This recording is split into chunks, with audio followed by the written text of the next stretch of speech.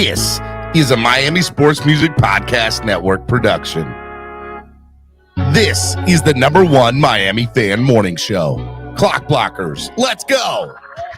I know the whole city riding. A little early, it's a bit surprising. Business moves, now we enterprising. Switch it up, now we improvising. Go to get in the winter college. What is up, ladies and gentlemen? It is your boy, Stephen D. Super excited to be hanging out with y'all right here on the Miami Sports Music Podcast Network. It is Tuesday, February 14th, 2023, and we're hanging out, man. We got a show for you today. Happy Valentine's Day to y'all. Super excited to be hanging out with y'all this morning. It's Valentine's Day, man. It's all about love. Again, speaking of love, my name is Stephen D. You can follow me on all social media at Stephen D, SKPL. Spread kindness, positivity, and love. All right, yeah, definitely. Spread kindness, positivity, and love. You can follow Miami Sports Music everywhere at Miami Sports Music and on Twitter at MIA Sports Music. Make sure when you guys come in or ladies come in, make sure you hit that like button and subscribe to the channel. If you're not already subscribed, I don't know what you're doing. Subscribe right now. Subscribe. Big deal. Okay. Hey, if you haven't signed up to become a member today, what are you waiting for? That's right. What are you waiting for? Sign up, become a member of the channel today. We had a couple new members sign up yesterday or get back on with us, which was awesome. So it's in the chat below, but I'm just going to put it, or excuse me, it's in the description below. I'm going to put it in the chat right now. Membership, sign up, become a member today. There's 3 different tiers. It goes such a long way into helping the channel grow and growing what we're trying to do here. So it's a big deal. So please sign up, become a member today. It's greatly appreciated. Hey, look, if you want to help the channel grow by donating, there's lots of different ways you can do that. You can use the YouTube Live Super Chat, which is the $ below the bottom of the chat. And you can also use Cash App and PayPal, okay? Cash App and PayPal, you'll see the QR code right on your screen, $MSM Podcast Network, and PayPal MSM Podcast Network. I want to give a big shout out to our sponsors of the show, ZSM Sports. ZSM Sports is the #1 place for your cars, jerseys, balls, and hard-to-find items. ZSM Sports is the place to go. Hangry Owls, good food, good mood, craft subs, and salads. They're located in Pembroke Pines. Make sure you give them a call at 305-279-5332. Vasasor, born and raised, the official beer of Clock Blockers. We love some born and raised, and we drink a lot of it on Sundays in Miami, so make sure you guys use it. A great place to sit.com. You need a place to sit at any concert, sports, theater, event all around the world. Make sure you use them in the description below. You'll see a phone number. Give them a call and get 5% off on the price of the ticket that you see online. And last but not least, Tail Greeter. Download the app today on your current Apple or Android device. Today, something nice about Apple. I'm trying to think of something nice I can say about Apple today. Apple products. I can say Apple products. Their watches are really cool. I like their watches. Their watches are dope, and they sync up with your phone. Okay, there you go. Something nice about Apple today. Want to remind you to all my tail greeter lovers, we are having 3 awesome tailgates next year, away games for the Miami Dolphins, which is, you know, when you go down to Miami, you can always go to East 32 Dolphins tailgate, which is awesome, right? It's great. But next year, when you want to go to some away games, or maybe the Dolphins are coming to a city near you, I will be, as well as Tail Greeter will be. Miami Sports Music will be there in Washington for the FedEx takeover. It'll be great. Good times. They'll be in Philadelphia for the Philly Finvasion, and they'll be in Baltimore for the Baltimore Beatdown. I'm super excited about all 3 of these events. We hope that you come and join. My hope is that tickets will go on sale the day of or the day after the schedule comes out. So be on the lookout for that. As more information obviously releases, we will talk about that. All right, as we get going. All right, today is Hot Take Tuesday, Valentine's Day edition. That's right.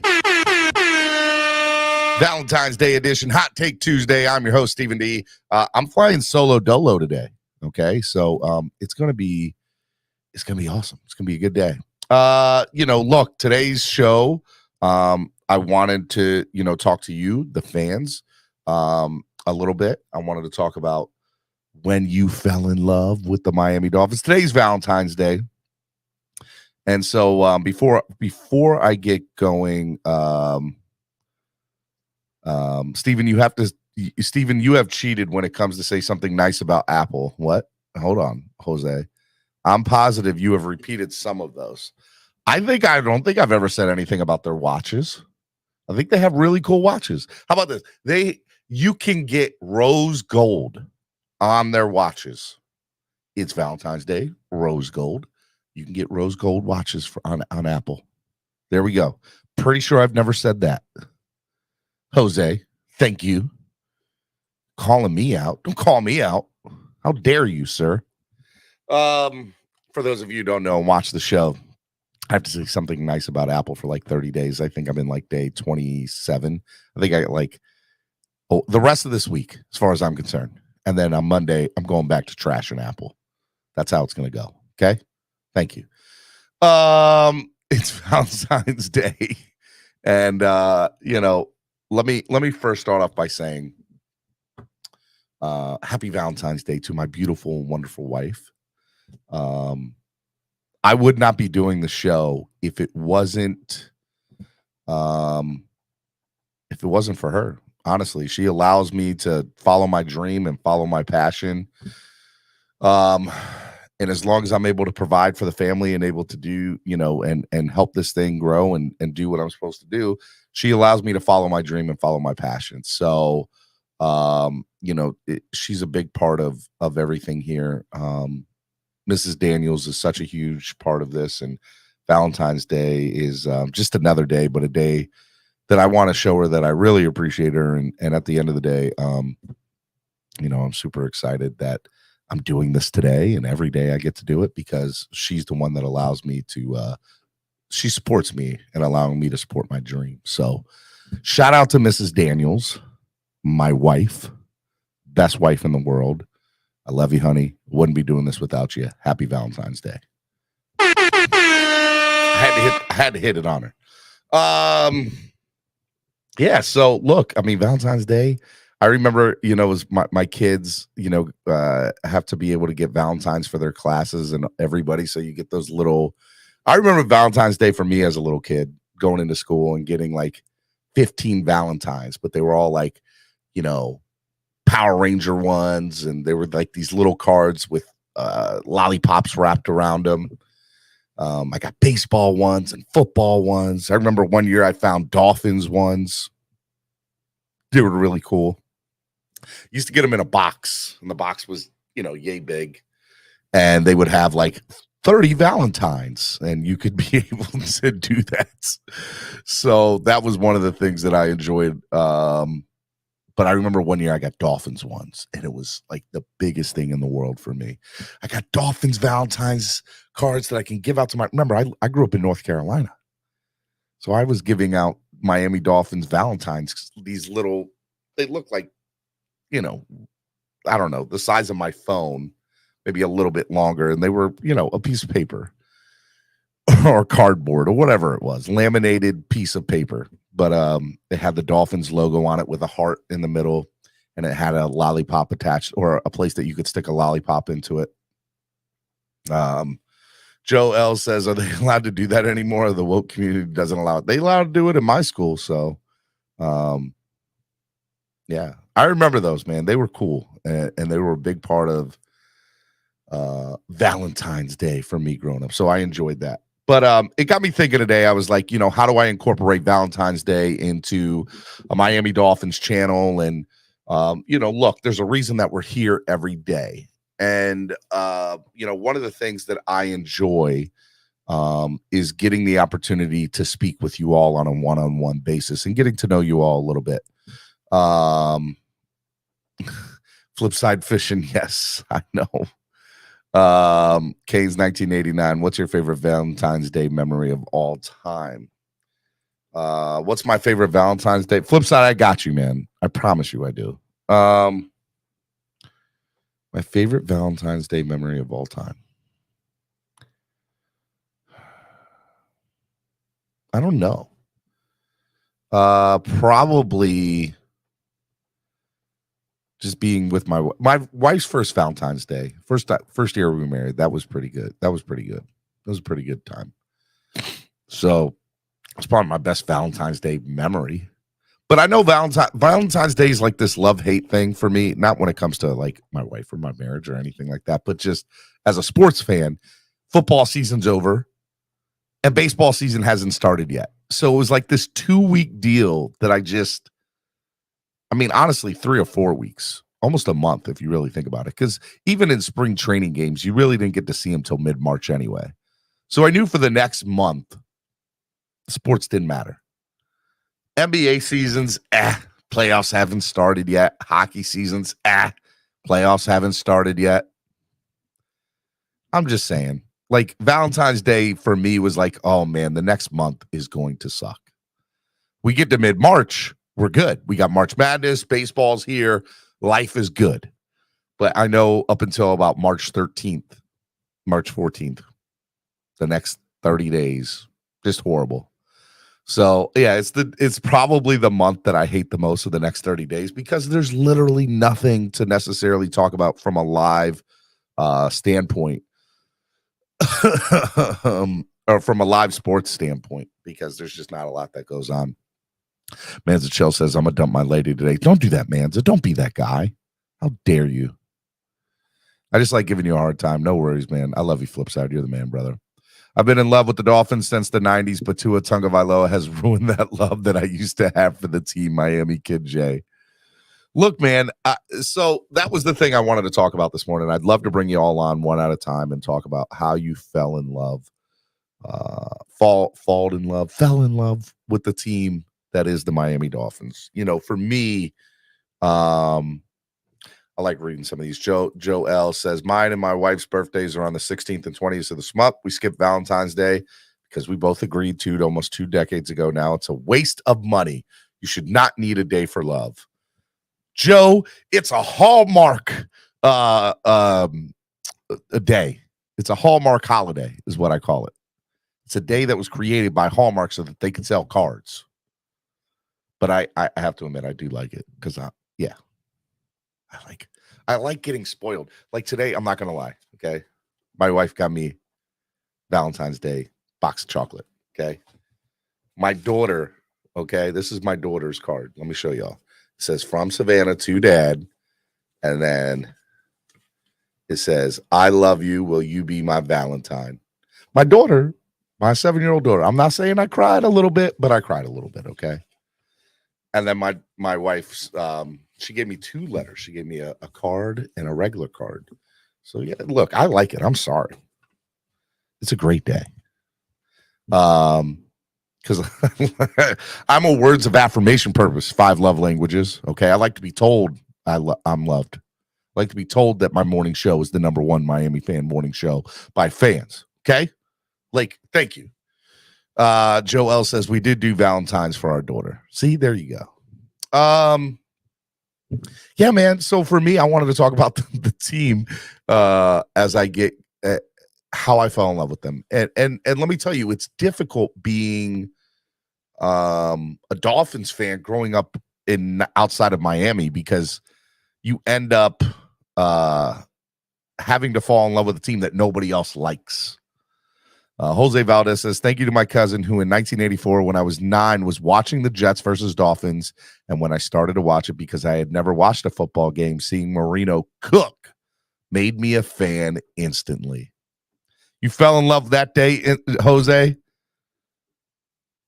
Love it. Lamar Bennett says, we don't need a day to give presents, yet we celebrate Christmas. Don't need a day to eat food with family, yet we celebrate Thanksgiving.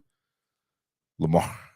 I love Thanksgiving. Don't ever take away Thanksgiving. It's my favorite holiday. Okay. Cat Blocker show. Can we just talk about Tua's love for jiu-jitsu? Y'all are too much. Manza says, imagine being a Dolphins fan in Cali. Well, that's the thing, right? So I talked about as a kid getting those box of Valentines that you could pass out to your classmates.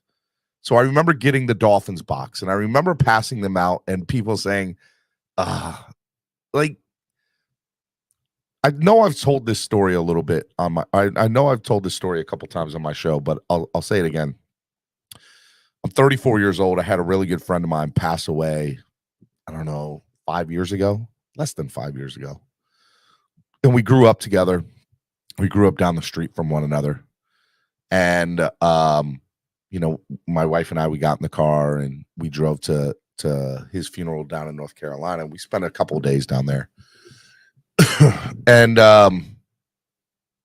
we go to his funeral, and I haven't seen his mom in probably, it had to have been 10 or 15 years. I haven't seen his mom. And she comes up to me at her son's funeral, and she goes, "You're not wearing any Dolphin stuff." And I'm in a black suit. It's his funeral. And she laughs. She gives me the biggest hug in the world. And everybody I walked up to that I hadn't seen in years, maybe 15 to 20 years, some even 20 plus years. Are you still a Dolphins fan? Do you still like the Dolphins? People that I hadn't seen since I was maybe 6 or 7, maybe even 8, 9, 10, 11, 12, like in that range that I grew up with. And yeah, they were like, "Are you still a Dolphins fan? Do you still root for the Dolphins?" Out a really good close friend's funeral. But his mom is the one who got me, that she asked, "Where's your Dolphin stuff that you're wearing?" At her son's funeral. And so for me, that's how I know the Dolphins have always been a part of me ever since I was a little kid. And people that aren't even sports fans know the Dolphins and think of me. So I've had people, when the Dolphins are on national TV that I haven't talked to in 20 years, that'll send a Facebook message, "Hey, Dolphins are on TV. I'm thinking of you. Hope you're doing well." And I think that's cool. And so for me, today is Valentine's Day. We got our spouses. I get it. I understand it. Our significant others. But we really love the Dolphins. And I want to talk about that love today. And so I want to hear from you. When you fell in love with the Miami Dolphins, what did it for you? Look, if it's Dan Marino, fine, but was there a moment? I want you to get specific. Was there a moment in time that you fell in love with the Miami Dolphins? And that's kind of what I want to get onto this morning, and I want to hear from you.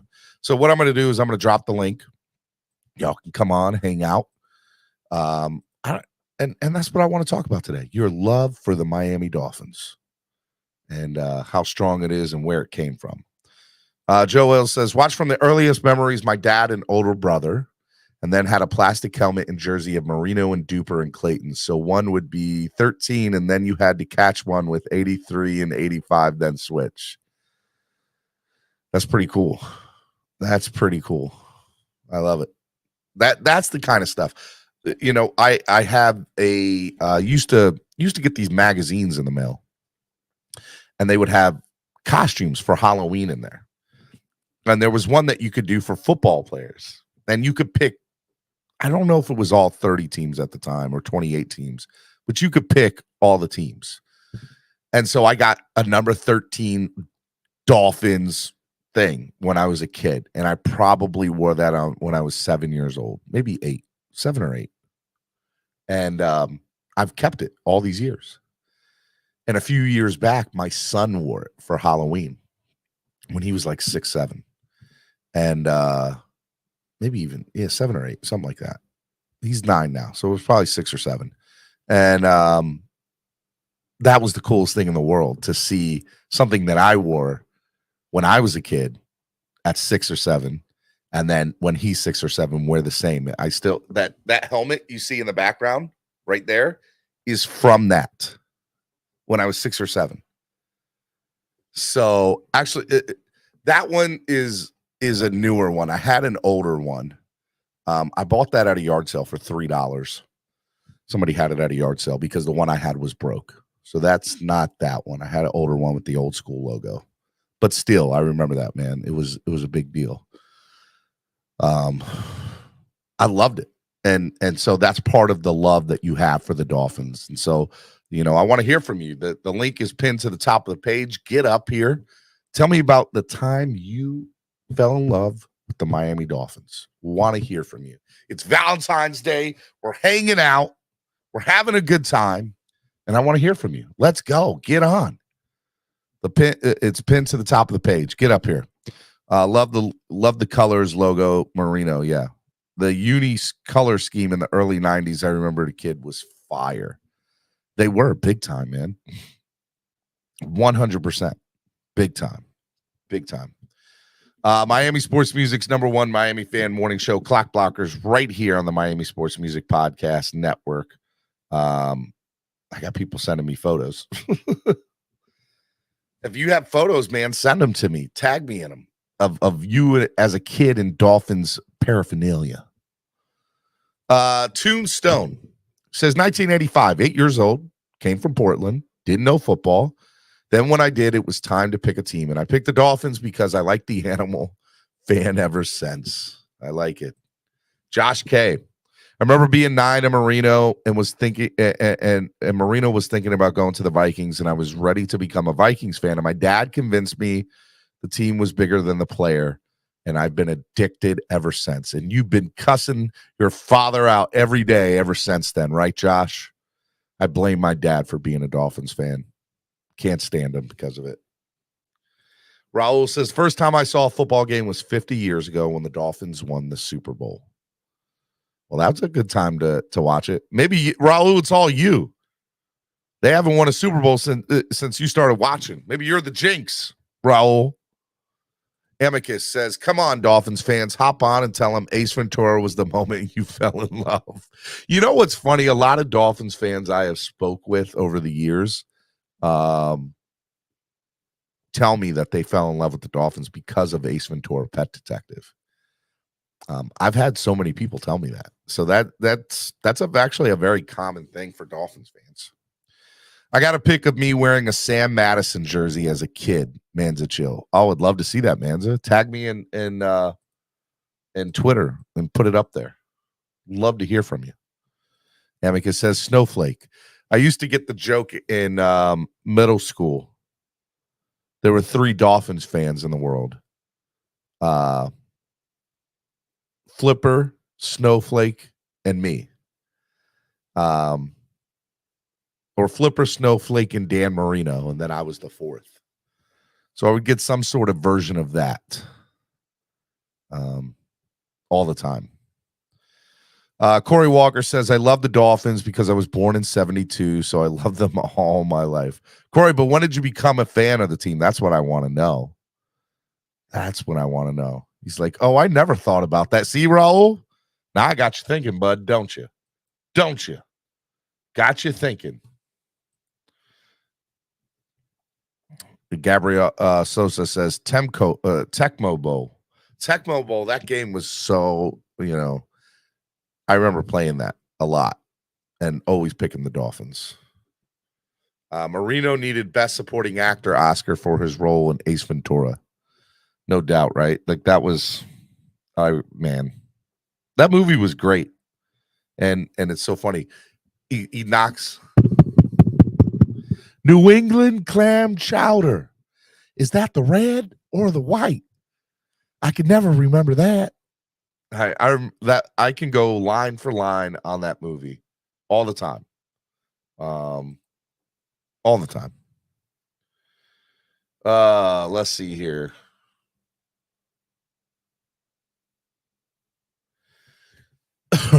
I want to hear from you guys. Put them in. You guys are real quiet this morning, man. I dropped the link early for y'all to get on. Want to hear from you. Miami Kid J says, I think as a kid, I fell in love with the team in 93 versus the Cowboys on Thanksgiving blunder in the snow. I don't remember that game. I don't really remember watching it.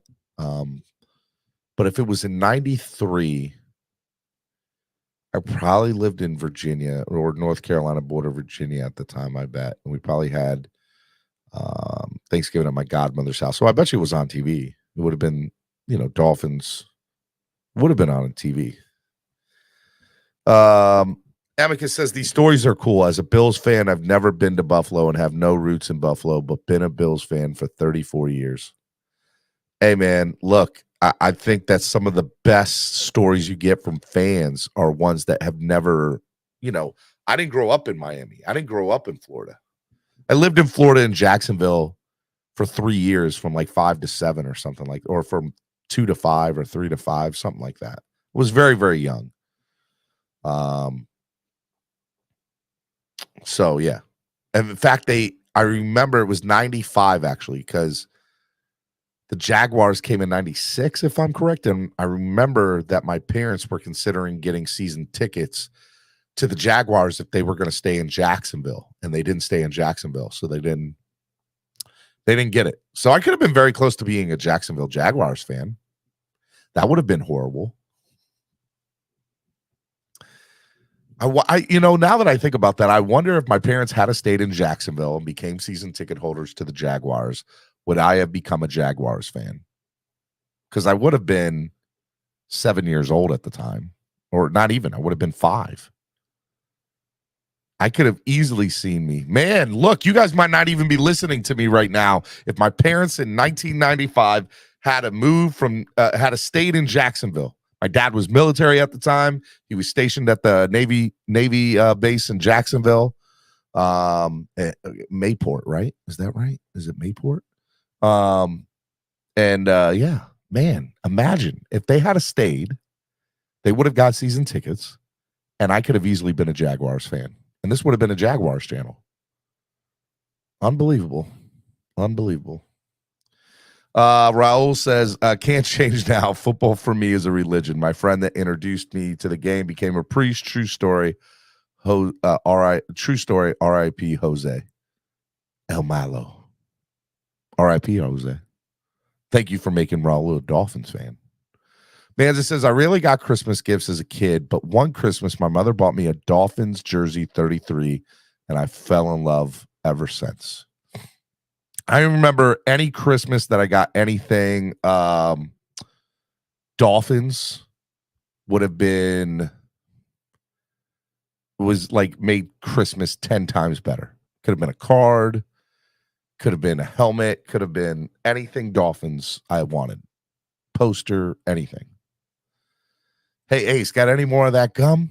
That's none of your business, and I prefer you to stay out of my personal affairs. That's, pretty good one.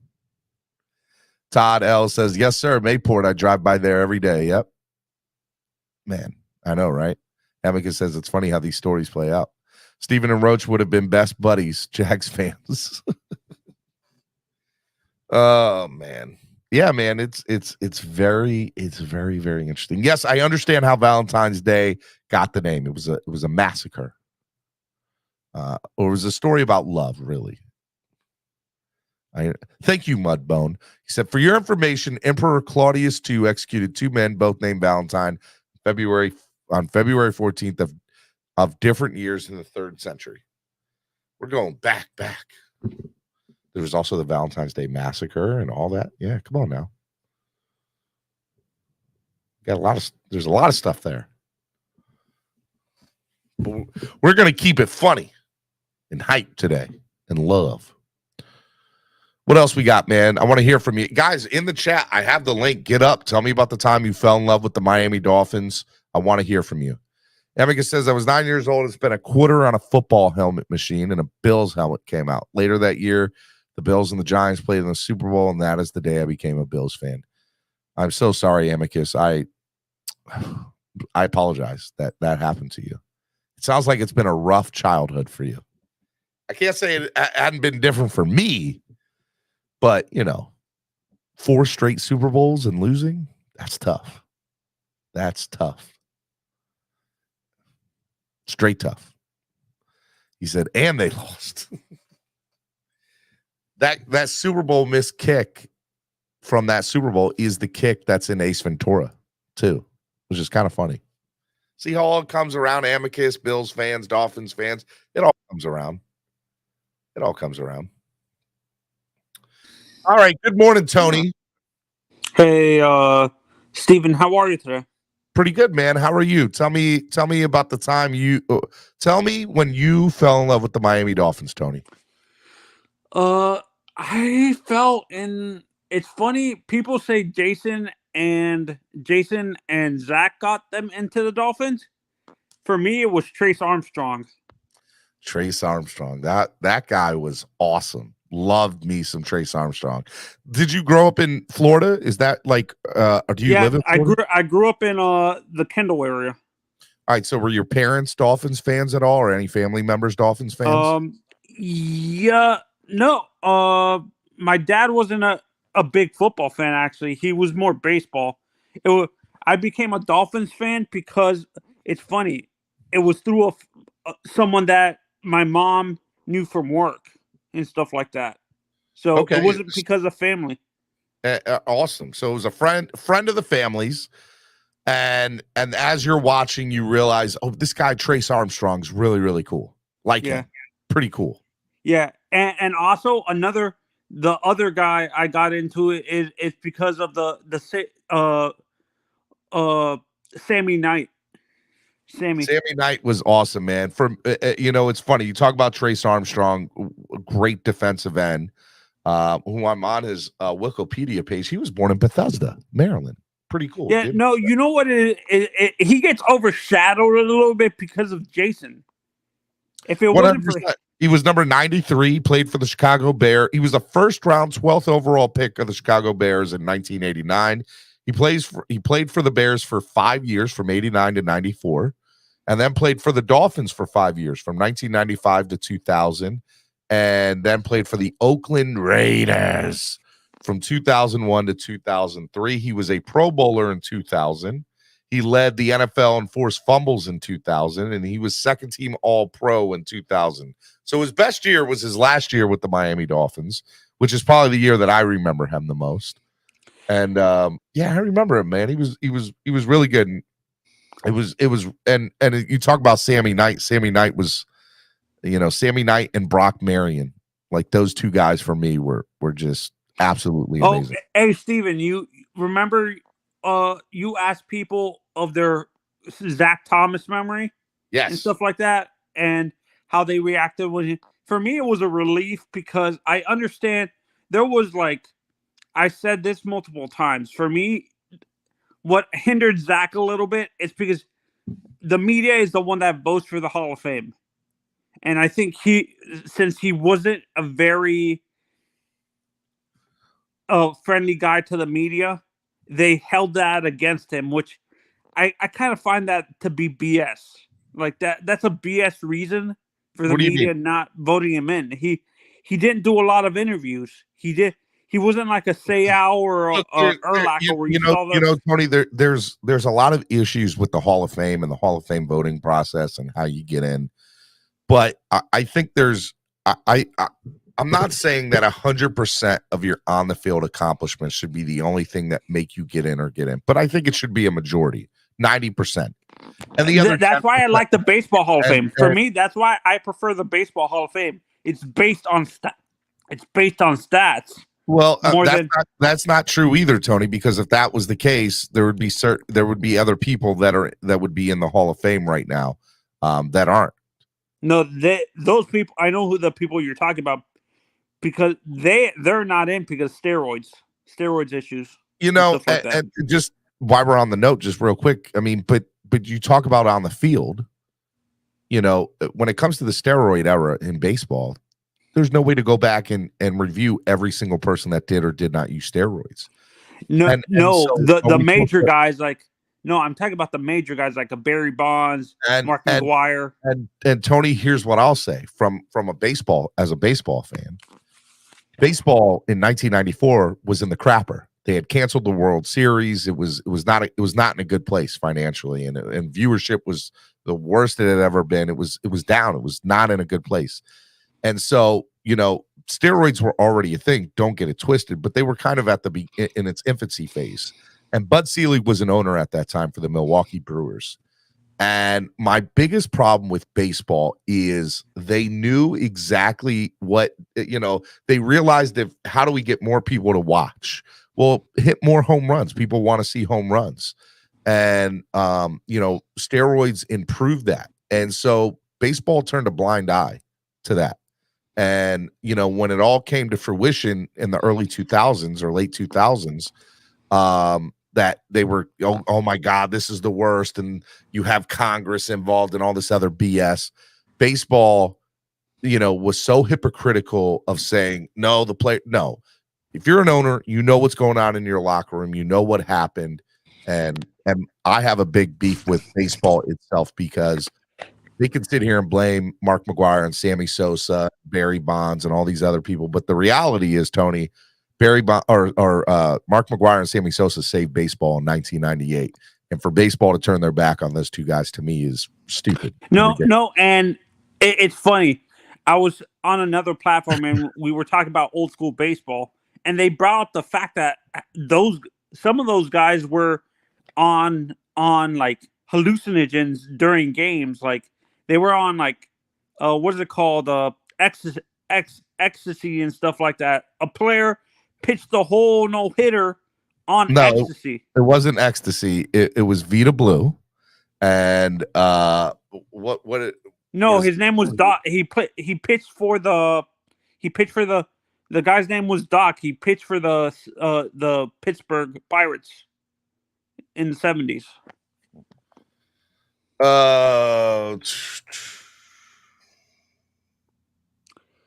Cocaine. He was on cocaine and he pitched a no-hitter. Yeah. Wasn't ecstasy. It was cocaine. Yeah, okay? No, that's what I'm saying. He was on a recreational drug. Yet they ding the Tony, I hear you. I got you. All right, Tony, anything else before I let you go, man? You can put me in backstage because I want to do. When are you gonna do the regular hot take things? Because I want to. A little bit later, Tony. A little bit later. Okay, I'll put you in the back. All right, man. Miami Sports Music's #1 Miami fan morning show. Man, boy, we strayed away real quick from what I wanted to get into, which is how you fell in love with the Miami Dolphins. All right, let's see here. Amicus says, I got into sports at age 9, so all my teams were picked at that time, Bills, Lakers, and Braves. So you liked all the teams that were big in that time, any team that was there. Joel says, my childhood baseball is ruined due to the steroids era, and once it was out in the open and all the players I liked and enjoyed watching, lost all respect for the whole thing and stopped watching. Joe, I love baseball. It is probably, Dolphins are my favorite team. Baseball's hands down my favorite sport because I can watch whoever, whenever. So, but I would ask you as a fan, Joe, to understand that baseball's the one who allowed this institution of steroids to happen. It wasn't just the players. And from a player standpoint, look, if I have a chance to stay in the league and make millions of dollars compared to somebody who's not doing it, baseball allowed that culture to happen the way that it happened. You want to blame baseball? Fine. Don't blame the players. The players just happened to be the people that used it, but baseball knew exactly what was going on. And if they try to tell you anything different, you're being lied to. Personal opinion. He says, Bip Bob says, good morning, Fins fam. Stephen, please count your blessings today. Rough world. Prayers still in the folks for Turkey and Syria. Prayers for the MSU students. Yeah, man, look, it is definitely a crappy world sometimes that we live in. But, that's part of my show. I hope to be a guiding and shining light. So that's just me. Joe says, I grew up as a Braves fan because they did spring training in West Palm Beach, and I also like the Marlins since they were the local team. Marcos Diaz. There we go. I fell in love with the Dolphins when I was 8 in 2007. I watched my first game when we played the Redskins. Turns out that was our 1-15 season, and my dad was so hyped when we beat the Ravens. Marcos, I remember that, it's so funny to hear some of the younger generation talking about being fans when the team was really, really bad, or becoming fans when the team was really, really bad. And there's two things that I think come from that. Either they lived local or their parents were really diehard fans. So look, I think that, when it comes to that Ravens game, Greg Camarillo will forever get free beers from Dolphins fans. I don't care what anybody said. Greg Camarillo can drink for free around Dolphins fans. Greg Camarillo is the man. Love him. Noob says, I thought I fell in love with the Dolphins, but according to some, I'm not really a fan because I have concerns about Tua in the front office. Go Texans, I guess. I love you, level 2 noob. He said, Joe about baseball says, yeah, I understand, but now it's cleaned up, and I couldn't tell you who's on what team anymore. Joe, watch the World Baseball Classic in the coming weeks. It's going to be like an 11 or 14-day event. Watch the World Baseball Classic. It has the who's who of every great baseball player out there right now.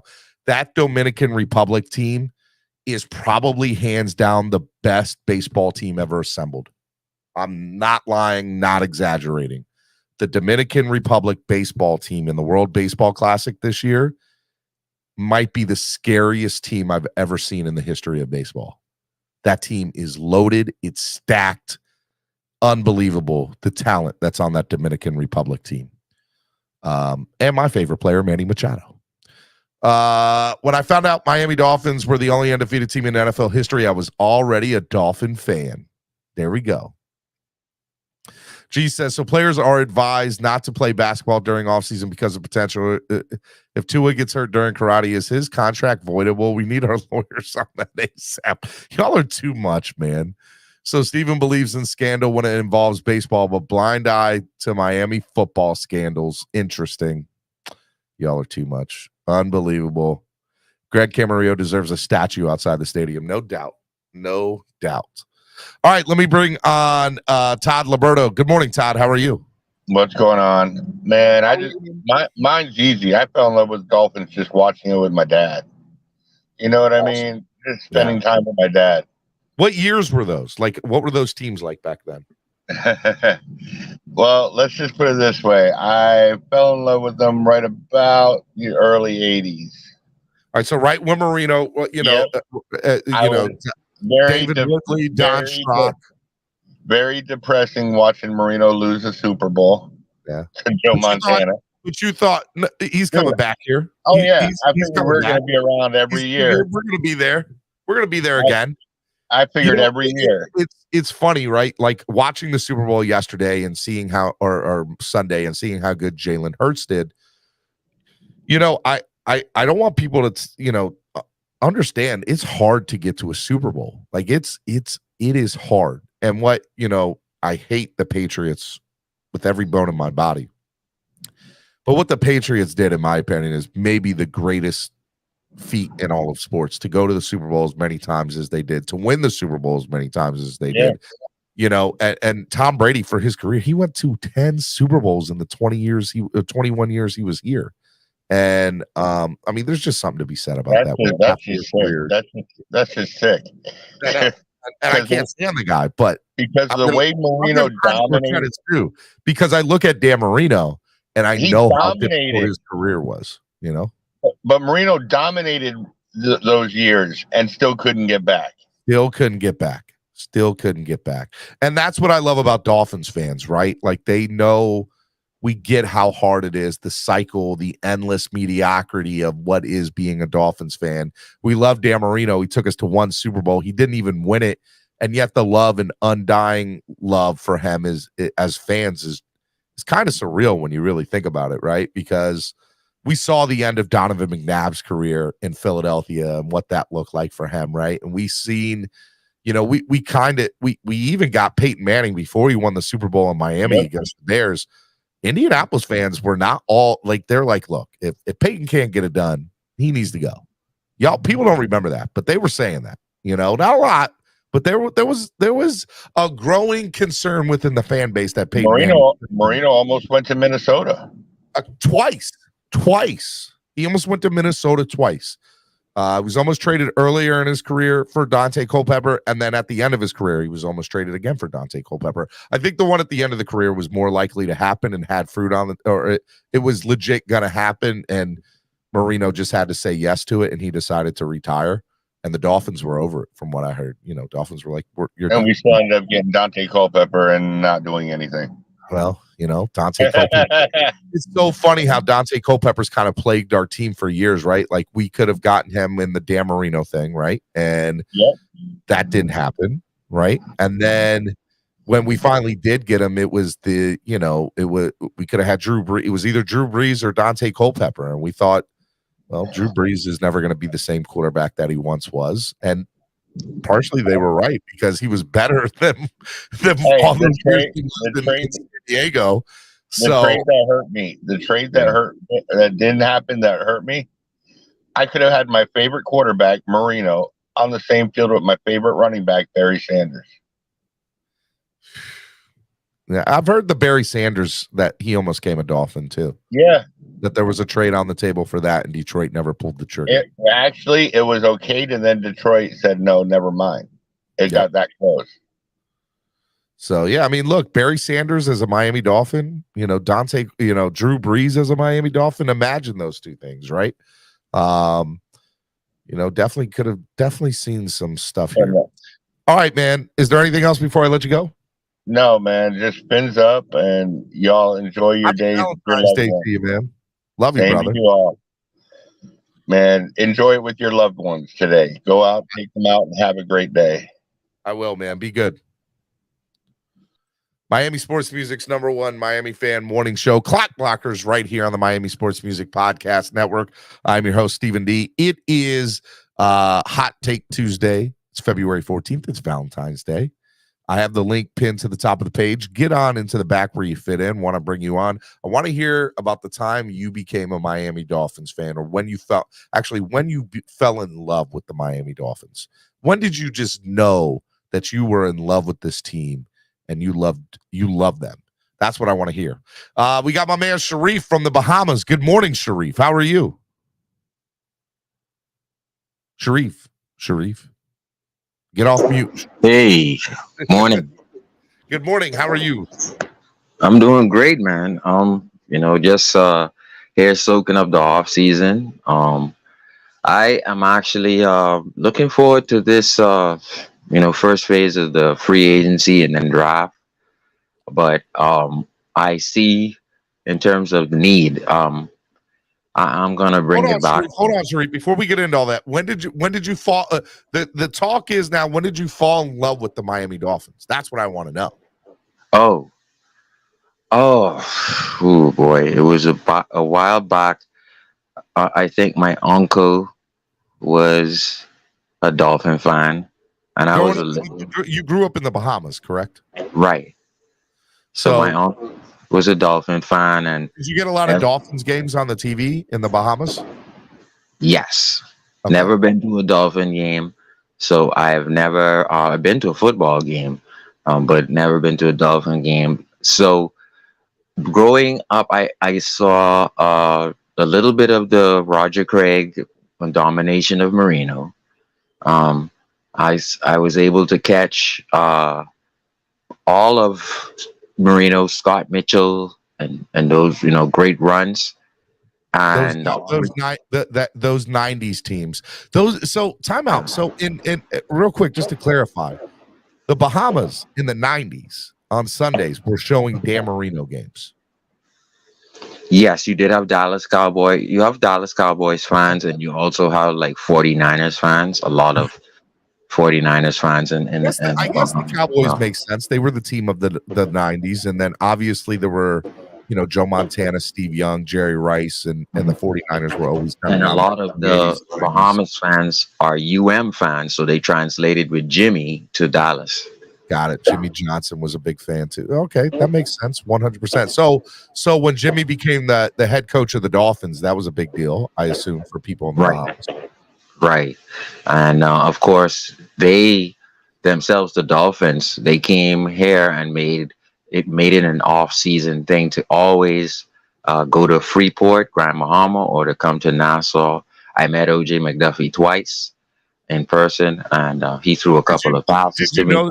Did you know that they were coming, or did you just happen to look up one day? Okay. They made it known because, of course, we're a tourist attraction.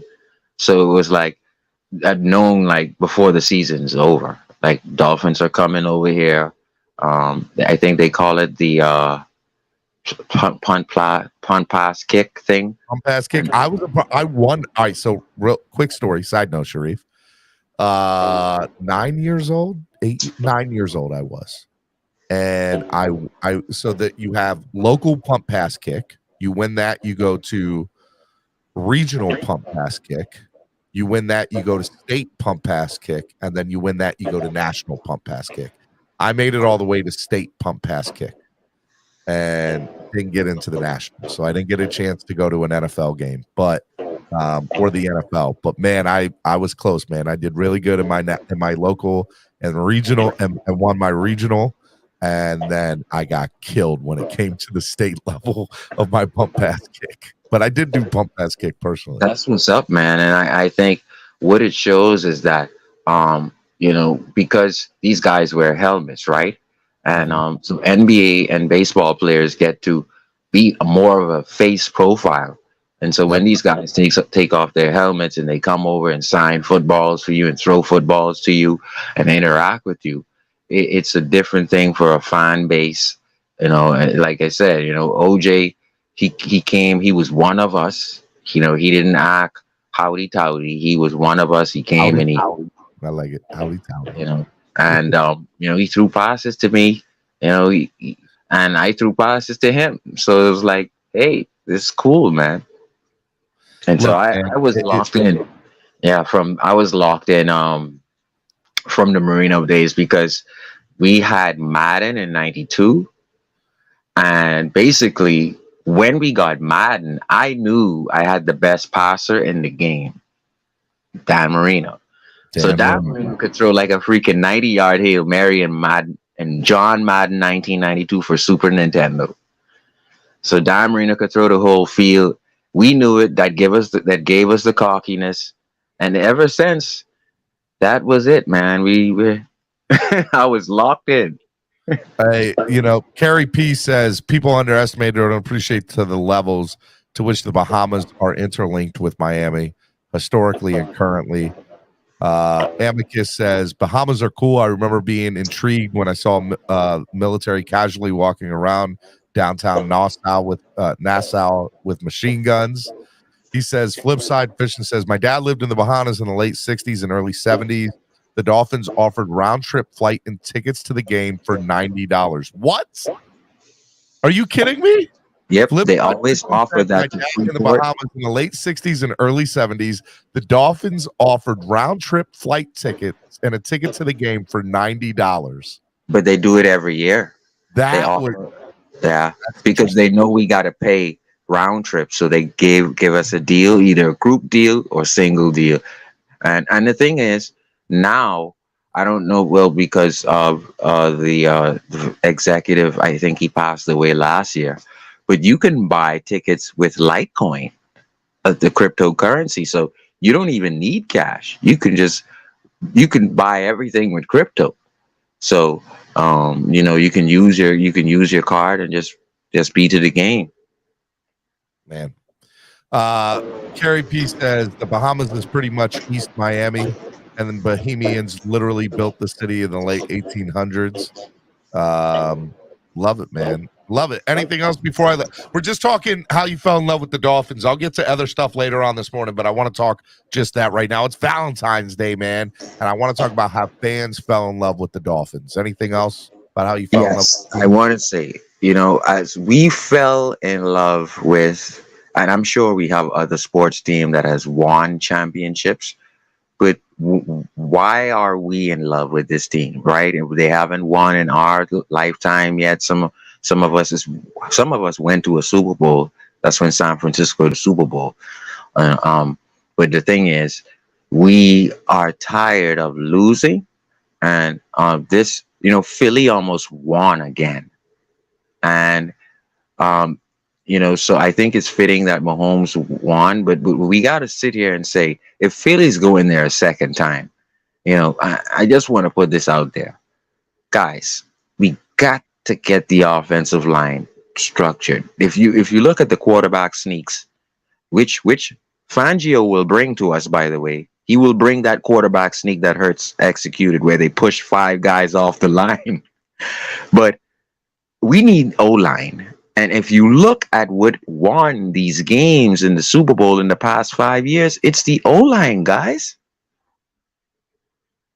And so that's why I'm wearing the Chris Greer profile, Steven. We have to spend more money than ever on running game progression and sustaining to his time to because as we see, without that time, Hurts doesn't have the ability to come back. And with time, it's too much time for Mahomes. So we need to that's my biggest focus. But you guys take care. Love you all. And fins up. Fins up, man. I appreciate it, Sharif. Love you, brother. Be good. All right, Miami Sports Music's #1 Miami fan morning show, Clock Blockers, right here on the Miami Sports Music Podcast Network. Today is when you fell in love with being a Miami Dolphins fan. I want to hear from you. How did you fall in love, and when did you fall in love with being a Miami Dolphins fan? Let me just touch on Sharif's point real quick, and then I'm going to bring on Pete's take. It is funny. Why are we Miami Dolphins fans? They haven't won since the early 90s or since really the early 80s. And again, they didn't even win a Super Bowl then. They just went to a Super Bowl twice in 82 in 84. So why is it that, we like a team that hasn't been to the Super Bowl since the early 80s, hasn't won a Super Bowl since the early 70s? It's so interesting that they just happen to be this mediocre and team for all these years. But what I do know is that I love this team. I wouldn't want anybody else to be a fan of this team. I would never want to be another fan of any other team. And I know that they got me, they got me by the hooks. I'm never going anywhere. But it is funny because I do think it's, man, how do people stay fans of a team and they just continuously let you down year after year? And I get it. I understand it. All right, Pete, let me hear from you. Good morning, man. Why are you a Miami Dolphins fan? And when did you become a Miami Dolphins fan? When did you fall in love? Wow. Good morning, Steven. Happy Valentines to you and everybody Happy out there. Valentine's Day to you, my brother. I was born into it because, being born here, raised here in Miami all my life, pretty much that was the only team. And you know what? I'm glad I just said that because I love the Dolphins. And this is how I knew I loved the Dolphins. I even put it on the chat there. When some of our players, like in the early 2000s, when I was like 10, 11, 12 growing up, when some of our players like Ricky Williams would get tackled by a dreadlock, I would get like mad. Like, oh my God, it would hurt me to a point. Like, you can't tackle my guy like that. I thought, so growing up, I was always like that. So it was always a love. But one thing I do got to put on blast, Steven, is growing up. This is another reason how I knew I loved my team. My eyes in schools growing up around here, fans would not support the Dolphins. It would be so many kids. Oh, I like this team. I like, what do you mean? I never understood how fans over here in schools would like other teams. And that's just what I got to put on blast. The locals here that I grew up around and all the schools I went to, they just weren't many Dolphin fans. That was a big problem to me. So I would always fight and argue. Let me throw this out there just as a question, and not necessarily to you, but to just in general. Fans become, a sort of fanatical, which is extreme, right? Which is extremist. They're fans because of an emotional attachment. And so when somebody tells me, like this morning, they said, I remember sitting on the couch and watching games with my dad, and that was a big thing for me. Or I remember, watching the Thanksgiving Day game with, Leon Lett and just falling in love with that team there. Or Dan Marino and just watching him on Sunday. They have an emotional attachment to them. I look at younger kids, the younger generation. Like somebody had just said in the chat a little bit ago that they became a fan in like 2007. The year that they went 1-15, or the next year they went 1-15. It's so funny to me that fans have done that, but he said in that same thing, he's like, my dad screamed his head off, and went crazy for that one win. So again, it was that one win is special to us. 100%. I love Camarillo to this day because of it, right? Yep. And it's sad that that's a highlight of being a Dolphins fan, but hey, it is what it is, right? And so, but I look at that and I say, unless your fan is a diehard, it's hard to have an emotional attachment to the Dolphins because there hasn't been much to really go off of. Like, even think about Ricky, right? People loved Ricky when he was here, except at the end when he,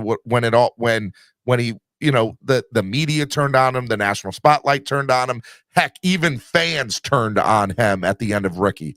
So, with the exception of Ricky, who can you say over the last 15 years that fans are like, I absolutely love this guy, and he's a reason I'm a Dolphins fan? I mean, Zach Thomas and Jason Taylor were the last two. And I think Cameron Wake is somebody who was big, but I haven't seen nobody has ever told me ever that I became a Dolphins fan because of Cameron Wake. Like, no, that's not that didn't happen. I agree with that, Steven. Nobody became a Dolphin fan because of Cameron Wake. Zach Thomas, he was a fan that he was a player everybody loved. Maybe they became a fan of the Dolphins for him, but the two biggest names that I can guarantee you right now that I know for a fact fans came over here flocking for, Dan Marino is one. Yep. I never got to see him, so all of you guys, I never really got to see him play, and I had to do a lot of old school. I never saw him play live. I never saw him play live. Like, I watched him on TV, and I remember more just on TV. Yeah, yeah, only a few games too career that I can barely even remember. Miami fan talk show says Pat White. No, it's Dan Marino and Ricky Williams for sure. Dan Marino and Ricky Williams. Those are the two. The Wildcat, right? Yep. Ricky and Ronnie, right? That was you see, look. I don't want to even because this conversation will easily get to quarterback, and I could easily explain. I'm gonna tell you something, Steven. Well, hey, wait. Let me look, hold on. Let me explain. One of my first Dolphin games is when we played the Detroit Lions. Our first Ricky Williams games here. Remember when we had the stadium, the baseball field? I remember that game. That was our first Ricky Williams. We talked about that yesterday, Pete. That it was, we love the stadium the way that it is now, but there's still some nostalgia to having the. I miss that baseball field smell. Not there anymore. Don't get me wrong. I'm glad it's not there anymore. No, there's still some nostalgia to having the baseball field there and seeing the dirt patch in the middle of the field and seeing Ricky run down the field. Like, there's just some nostalgia from that. There is, because when you actually seen it and you were there, it was awesome. But I mean, when you look at our team, I'm sorry, Steven, I'm gonna let other people go up. I'm gonna end it like this, right? When you look at our 2002, it's a good conversation. This is a good conversation. When you look at our 2002, 2003 team, think about those guys on that. Remember Sammy Knight, Ricky Williams. We had it. Brock Marion. I promise you, Steven. I love Jay Fiedler, number 9, everything. But if we had a better quarterback, our history is changed. We're actually dealing with what we're dealing now currently with our current roster. It's almost the 2002, 2003 Dolphins. All we're really missing is that elite running back, but that elite running back is Tyreek Hill now.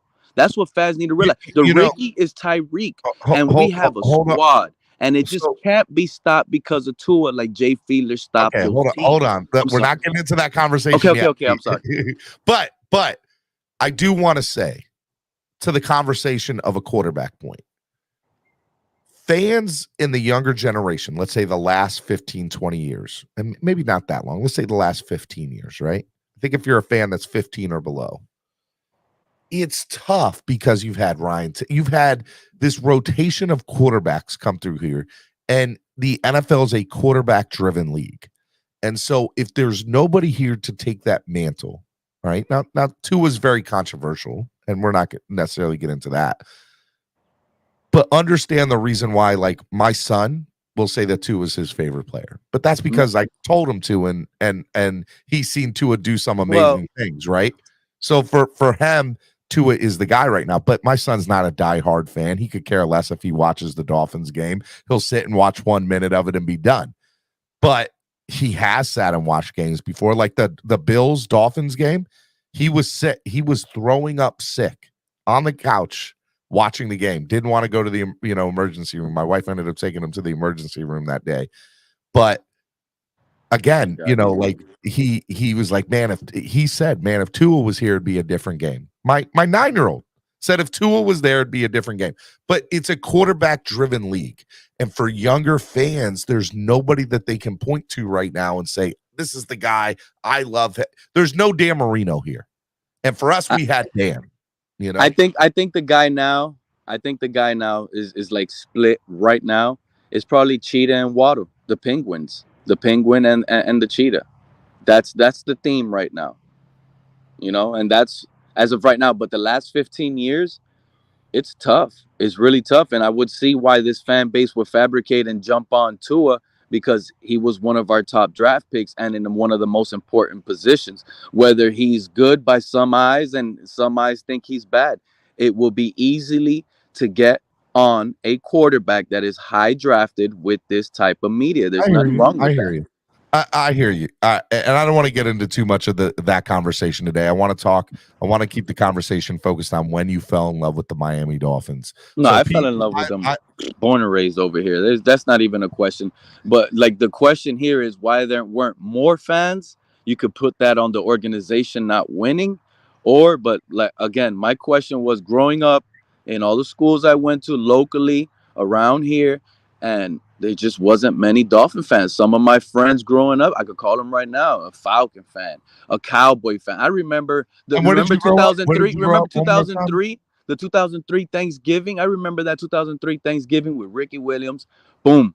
Playing the Cowboys. You know how many Cowboys fans were in? This is unbelievable. It's just unbelievable. Jason Taylor scored a touchdown in that game. I remember that. Anything else? I wish I could remember. No, have the guys up. You guys have a great day. Love you, brother. Be good, man. Hands up. Bye. Miami Sports Music's #1 Miami fan morning show. Till Dog with the $2 donation says Killer Bees. They were really good, man. They were good. Bitpop 66 says, I miss the Miami Dolphins cursive end zone logo with the old school tier and orange colors. You know, I was talking about the Super Bowl last week and how field at the end of Cameron, and we were talking about the field. I love the old school teal and orange colors with the old school logo helmet and the AFC logo on the right. To me, though, that's my favorite end zone. I would love for both end zones to be like that on Sundays with Dolphins in cursive spelled out. That's my favorite end zone logo and would love for it to come back. Would love to see it. It's hands down my favorite. But yeah, I definitely agree with you. Miami Kid said in the 90s and early 2000s, the Dolphins played the most Monday night games. They were a national team. They 100% were. 100% were. You know, that at the end of Marino's career, obviously, and that early 2000 Dolphins defense, that was a big team. Jason Taylor, Sam Madison, it was big. You know, Zach Thomas, obviously. Bit Bob says, sorry, P, sorry, Steven. Marino was magical and in person unbelievable. Miami Fan Talk Show says, I love Chris Chambers. Hey, man, Chris Chambers was absolutely amazing. I remember watching a game. I want to say it was against the Oakland Raiders. Could be wrong about that, but I think it was against Oakland. And he goes down. He does. He runs a route out and into the middle of the field. We're talking 20+ yards down the field. And he's looking this way and has his arm this way. And catches it without looking in stride. And it was still, I wish I could remember the exact thing of that catch, but he wasn't looking and had the arm and in stride caught it and kept looking that way. And maybe was it Chambers or Randy McMichael who did that? But I want to say it was Chambers or McMichael who did it. And it was hands down one of the best catches I have ever seen in my life. And I wish I could remember it and watch it over again. But I have this image in my head. I think it was against the Raiders. And it was either McMichael or Chambers. And it was, you know, during their tenure here. And it was just this one play. And it was over the middle of the field. And it was awesome. It was awesome. So, yeah, I remember that. Miami Fan Talk Show says David Bowens. That's another good one. Manza Chill says Holland, Tua, Phillips is the new faces of our teams now. Yep. Bobby Supreme says, I miss our logo and our colors. Stephen Ross completely changed this team, and I hate it. I started composing and falling out of love with this team 10+ years ago when they changed the logos and the colors. Plus, we haven't won shit, so not really in love with this team for your information, Stephen D. But you're here, Bobby. You're here, man. I hear you. I try to address, but it's difficult. Too many transit folks that live in South Florida area. We call them fair weather fans down here still. You know, to Pete's point, it's tough to keep a young fan base here while the team is not good. Let's call it what it is. But there's no superstar here. We hope Tyreek can be that, right? But I think that we live in a league that is quarterback transient. It's a quarterback inspired league. And if you're not a star quarterback, it's tough for you to have a team that kids want to see. And wide receivers are the next closest thing that can get to it. But Tyreek's, he's great. I love him. He's absolutely amazing. But man, it's tough to have an entire fan base be stuck here because we have a great wide receiver. You know, we had Jarvis Landry here for years. Jarvis Landry wasn't a reason kids became fans. And that's no disrespect to Jarvis. That's the truth. Bip Bob says best ever, Steven. Let's see here. Chambers made the sickest catches. Stephen D, losing ain't that bad, bro, but it's hard to love and enjoy team when they're losing and the owner changes the logos and the colors. So soft. SMFH. Still hate it to this day. I hear you, man. Finns were on TV at least 2 times a year for virtually most of the entire 25-year career of Don Shula. Unbelievable. Best home record percentage in OB2. It was. I talk about we talk about national televised games over the last 15 years for the Dolphins, and that's tough. There haven't been too much great nationally televised games for the Dolphins. There's been a couple, but nothing to really hang your hat on. But man, my hope is that next year, and I know fans are going to hate this, but I want them to get national televised games because that tells me the NFL is seeing that this team is going in a different direction. And that's what I want. I want the respect. And I think you get the respect by A, making the playoffs, and B, eventually going to win a playoff game. So look, and here's the thing. It's Valentine's Day. When did you fall in love with the Miami Dolphins? And I want that to be the thing. The topic of conversation for today. But what I do want to say is I want my 8-year-old, my 9-year-old and 7-year-old to fall in love with this team the way that I have. And I think I can only do so much as a fan. And until they put this great product on the field on a consistent basis, I think that's going to be difficult. But I do love them, and I want them to love them the way that I do. And I'm not just talking about my kids. I'm talking about the team. Let's see here. I started to fall in love with the Texans about 3 years ago when my favorite team's fan base got real toxic. Level 2 Noob said. Too much. I fell in love with this team after the Brent Grimes interception versus the Lions. Great play, by the way, Colin. Great play. That play is unreal to this day. They talk about the Odell Beckham catch, but let's be honest, Brent Grimes did it first. And that play to this day is still, it's one of the best. Same exact thing in Fort Pierce, and I was born in 78. I used to complain about the same thing, Pete. Lamar Smith in 2000 was a beast, 1,139 yards. We have a superstar in Tyreek Hill. Carrie P says, I fell in love in 83, age of 8, part of my assimilation into Miami from Barbados. Carrie P, man, I love that story, man. And it's funny, people from all over the world. I've gotten to meet people from all over the world who fell in love with the Dolphins. And for different reasons, but that's how big the Dolphins are at the end of the day. All right, Miami Sports Music's #1 Miami fan morning show, Clock Blockers, right here on the Miami Sports Music Podcast Network. I want to hear from you. It's Valentine's Day. Happy Valentine's Day to you and your loved ones and everybody here. But today's show is, when did you fall in love with becoming a Miami Dolphins fan?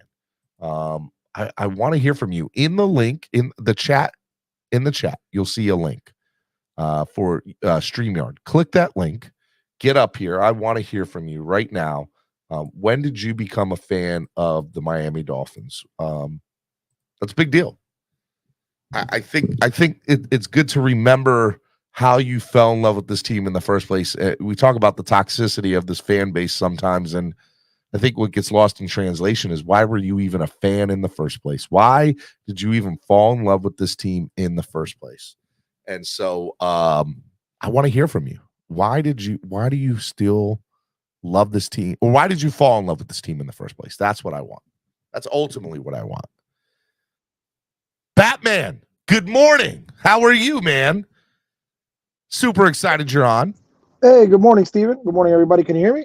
I can hear you just fine, Batman. Good morning to you. What's up? Good morning. Yeah, I got really bad reception, but yeah, I love the conversation. My memory of what made me fall in love with this team. So everybody that knows me, I've been a basketball guy my whole life, and ever since I was age of 3, a basketball got put in my hand. My uncle used to beat me every single day in basketball for so many years. Nobody in my family ever watched football. It was never a tradition. It was just one of those things that my family, we just never watched football. And I remember Ricky Williams getting traded to Miami, and my uncle on the side of marrying my aunt was a diehard Ricky Williams fan. He's a diehard Saints fan, and I remember when he came into the family, he would always tell me about Ricky Williams, and then there it happened. Miami traded for him. And he's like, you don't have an idea. I mean, the reason why they got rid of him is because they drafted Deuce McAllister. And Deuce McAllister and the Saints was good. It was amazing, but he wasn't Ricky Williams. So he was expendable at that point. We got him, and I remember I forgot what game it was. I was in high school, and I remember it was like a Monday night game. And I remember the next day at school, everybody had those orange jerseys. Everyone in my school, and I thought it was the coolest thing in the world. I love those jerseys. And I remember my grandma, before passing away, one of the gifts she gave me that orange jersey for my birthday. I got a Chris Chambers 84 jersey. Chambers, and orange 84. Awesome. I still have that. It was my first Dolphins jersey. I had never gone to a game. I always wanted to go to the game, but my parents could never take me. And when I was finally able to do it on my own, it was just memorable. And that defense, when we had Ricky, that defense we had, like you've mentioned it before, Brock Marion, Sam Madison, Patrick Surtain, Marlon Greenwood, Agunlier, Jason Taylor, Zach Thomas. Agunlier, man. Oh my God. Oh my. The Prince, he was just awesome, man. He's a real Prince in Africa. Yes, I remember that. Yeah. So it's just like, it was just one of those things that like I was like, it was just a memory, and it really started with my uncle basically telling me about Ricky before he was even a Dolphin, and he had like 10 Ricky Williams jerseys from Texas, the Saints, and he loved Ricky. And when we traded for him, I already knew who Ricky was because all he did was talk about Ricky. And yeah, man, Ricky Williams propelled what it was to start my love for the Miami Dolphins and those orange jerseys. I remember there's a couple of things that you mentioned that kind of speak out to me. Number one, living where you grew up and kids wearing the orange jersey the next day in school. I live somewhere, Batman, where there was no other Miami Dolphins fan, period. So I would have flipped out over living somewhere where there were other Dolphins fans, right? Like, I live here in Baltimore now and they have Purple Fridays here, which is the stupidest thing ever. And my kids, I'm like, you're not wearing purple. There's no purple in this house. There will be no purple. And, I was like, you guys can wear Dolphin stuff. You guys can wear orange and teal. And they're so embarrassed to do it because they are the only kids wearing that. That everybody else is wearing purple. So, I remember that. I remember living in North Carolina and, people wearing different jerseys. They'd have sports day at school and I'd be the only one in Dolphin stuff. So it would have been cool to live and be in a school where other kids were wearing Dolphin stuff. Yeah, that was cool. I mean, look, I suffer that here in Miami with my Lakers. I people see me that don't like people that meet me for the first time, whether it's at the Dolphins game, at a bar, and I always have two chains on me. I have my gold Dolphins and my Lakers charms, and people are like, "You're a Lakers fan?" And it's always a story. And then I gotta start, and it's like, yeah, I've been. It's. Listen, how much I've been ridiculed since a child for being a Laker fan in Miami when we were winning championships and everything. People are still like, why are you a Lakers fan in Miami? But again, to be fair, it was an emotional attachment. You loved Kobe, you loved Shaq. Yeah. You know, and so you had that emotional attachment to Kobe, and that's why you became a fan, and you were always a fan because of that. And people can flaunt you about that and pick on you about that, but the reality is a lot of people are Miami Dolphins fans because of Dan Marino. So the same exact way that you're a Lakers fan because of Kobe, people are Dolphins fans because of Dan Marino. And so just throw that back in their face when they try to give you crap about it. At least in Miami anyways. But, the other thing that kind of stuck out too was the Ricky Williams thing, right? I was alive at the end, or I was alive and young at the end of Marino's career, right? Like my first, I've said this numerous times on my show, 62-7 is the first game that I can remember from start to finish, right? I remember watching Dan Marino and Dolphins games before them, but I don't remember like a specific game or something. Like people remember the fake spike. That was what, 94, 93, something like that. I was 4 or 5. I was 5 or 6 at the time. I don't remember that. So the point I'm trying to make is Ricky for me was like that big, larger than life player that I can remember, along with Jason Taylor, Zach Thomas, Brock Marion, Sam Madison, Patrick Surtain, Dwale Agunleye, who I loved, was such a huge fan of his. That defense was crazy, but Ricky was that guy on offense. I remember moving. My dad was military, and we moved from North Carolina to the Eastern Shore of Maryland. And so there was a 10-day span where we had no TV, no anything. It was probably like 7 days, if I'm honest. It was like a 7-day thing. So we packed up the house and we moved to we moved to the Eastern Shore of Maryland. And I was going to be a sophomore in high school. And so about 6 days into the trip, again, it didn't take us 6 days to get that long, but we're moving stuff. We're going back and forth. The cell phones weren't a big thing. I have no idea what's going on in the outside world, right? And so we happen to be at a Royal Farms up here. It's a gas station, a Royal Farms, like 7-Eleven or something like that, up here in the Maryland area. And I go to Royal Farms and I pick up a newspaper and I jump to the sports page because I haven't seen anything about sports in like 6 or 7 days. And on the headline of the sports page is Ricky Williams retires. And I can remember being so excited the week before, like, man, look, I know that last year was tough, but we're gonna do it this year. We got Ricky. We are gonna make some moves this year. This is the year. This is the year. And then Ricky retired. And I remember just being, now again, I didn't know what the situation was. I was I was 14 at the time. 13. Same thing with me. We didn't understand what mental health was. We didn't know. So I didn't know what mental health was, and obviously it wasn't what the media was portraying. They were saying that he was a pothead and he wanted to do drugs more than play football. So I was, was in the media sold me a bill of a bill of goods, or whatever the saying you want to say. They sold me that he was a bad guy. And so I hated Ricky. I'm like, how could you do this as a Dolphins fan? You let our team down. The Dolphins are never going to win. They have this bad luck. Now, obviously, hindsight being 2020 and years later and me understanding what the truth was, I know that the Dolphins, not just the Dolphins, the NFL in general, were the bad guys at that point, and the media was. But, man, I feel like that's what's been, part of the issue with being a Dolphins fan all these years is, some of the off the field issues too, along with the mediocrity of the product that's on the field. So again, we talk about how we fall in love, which is what I want that to be today, but also understand why there's not a younger generation of Dolphins fans, or at least ones that there could be. And part of that is the off the field stuff. There's not a lot of positive stuff in the media. Even Tua, who is a great guy and I love. The fan base is so toxic with him, it's just tough to fall in love with that, right? Miami Fan Talk Show makes the joke, I fell in love when Bobby Boucher came in at half to get the Mud Dogs in the Bourbon Bowl. Yeah. I love it. Shout out to Miami Fan Talk.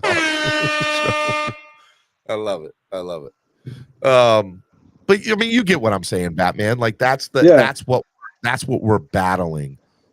It's Valentine's Day. I want people to remember why they fell in love with the team in the first place. But it's so tough. Sometimes, being 34 years old, doing this on a day in, day out basis, hearing the toxicity of the fan base and how difficult it can be. I just want to remember why am I even a Dolphins fan in the first place? Sometimes I got to think about it. The difference now, Steven, than before. It's like you were mentioning, with a young fan base growing up and possibly seeing arguably on paper one of the greatest teams we've ever put together, right? And I go back to training camp last year, just watching kids, right? I never got to had that opportunity, but being able to go to a training camp and see these larger than life human beings, you see Tua out there. Listen, it's one of the craziest. I mean, you see Tyreek, you see Waddle, you see all the greats that we have, but just a quarterback like Tua, and I'm not exaggerating. It's like when he was signing autographs, it's one of the craziest things I've experienced in South Florida. And mind you, I got to get, when I was very young, when Dwayne Wade was a rookie, I was able to get his autograph, the entire Heat roster. I have never seen something like Tua when he was signing autographs. And I'm not just trying to pump him up to get people riled up and pissed off, but I've never seen something like that. It's just Solo has told me that. Solo said that when he was signing autographs, he said it was just different. There's just something about him. And there's a lot of young fans who wanted Tua's. It wasn't a lot of, the older crowd. It was just so many of these young kids that were coming up. Tua, can I have your autograph, Tua? But it's funny that you say that. You're the second person, but actually you're not the second person. You're probably the third or fourth, because Allie Dolfreaky and 305 Sports Babe Ashley have both said that Tua is just when he's getting autographs, it's a sight to see. I was right next to them. I was right next to them when it happened. I was right next to both of them. It's crazy. But it's like, look, we live in a day and age that social media is different from what it was when we were younger. So it's like, and you have the media side where, clickbait articles and clickbait things that we didn't get to experience when we were young. We took everything for what it was, and nowadays it's different, but it's like, I don't know. I think the younger generation might appreciate it more than we did, because like I said, it's just, we have a really good team. Like we really, really have a good team. We just got to get it together. That's just the way I see it. BitBob66 says 1981 Chargers at Miami playoff game. By the way, $10 donation from BitBob66. Thank you, BitBob. I appreciate it. Don Strock relieving David Woodley down 24-0 in the first quarter. Experienced hook and lateral, back and forth, and going into overtimes. Teams exhausted, 2 missed field goals. Finally, San Diego field goal, where the Dolphins lose 41-38. That's a crazy game. Is that the longest game in NFL history, I think? No, I think it was the Tennessee Titans Dolphins game that happened a couple years ago. Right? That's the longest time, like literal time.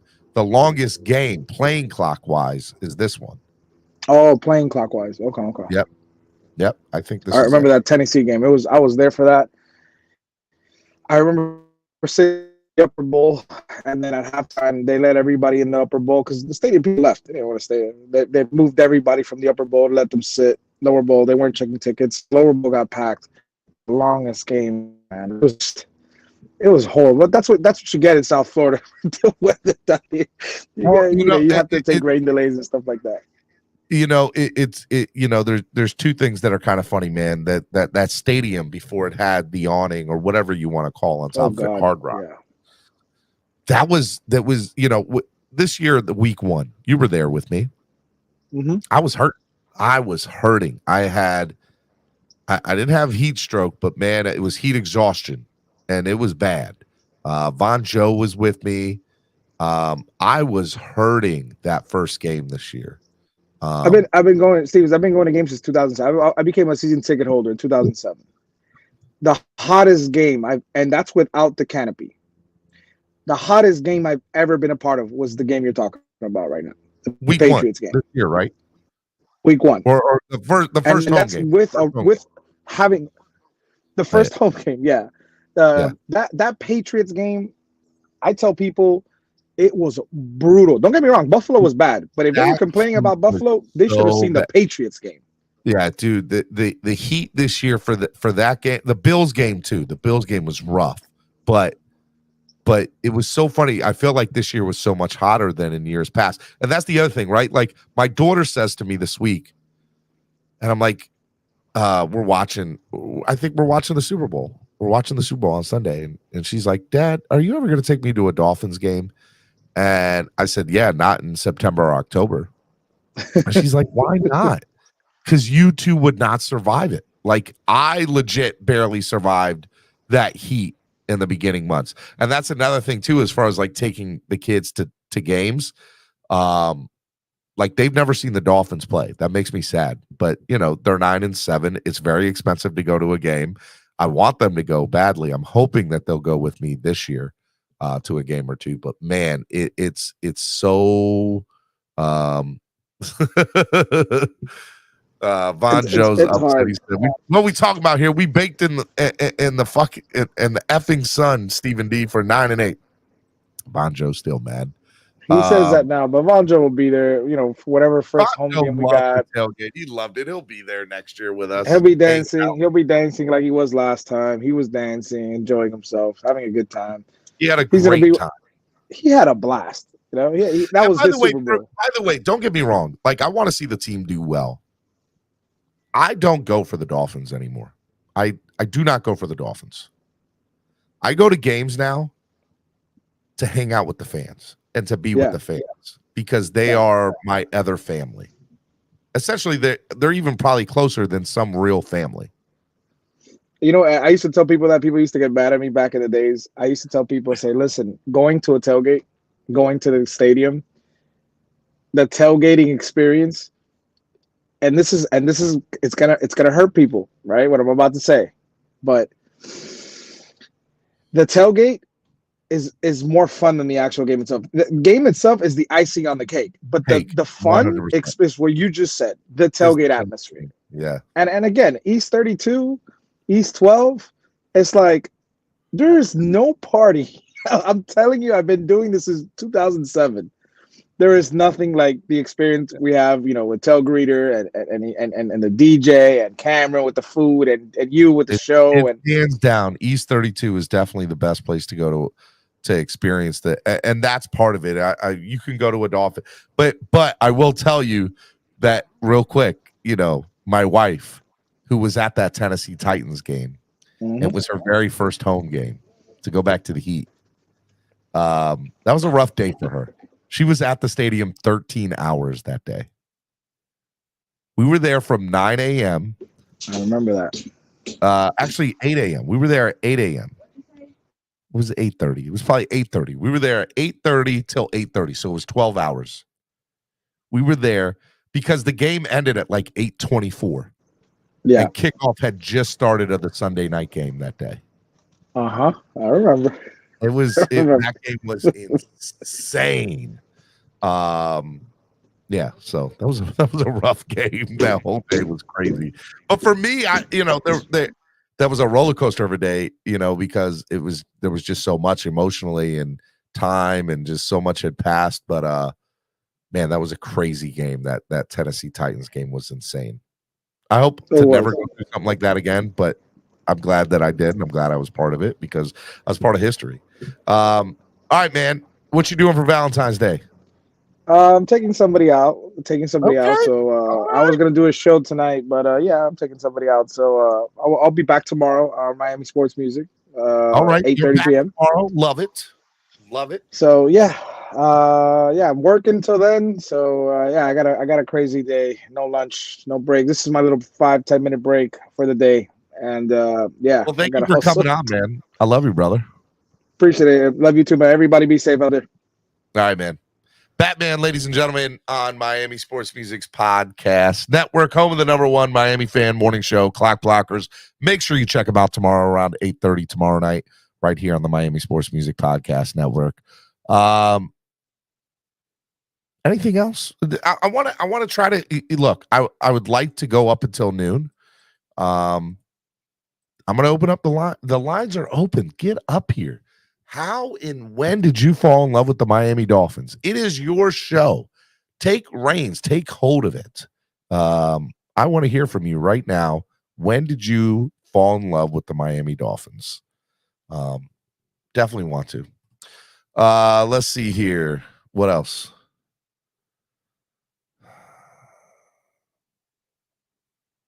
Going through.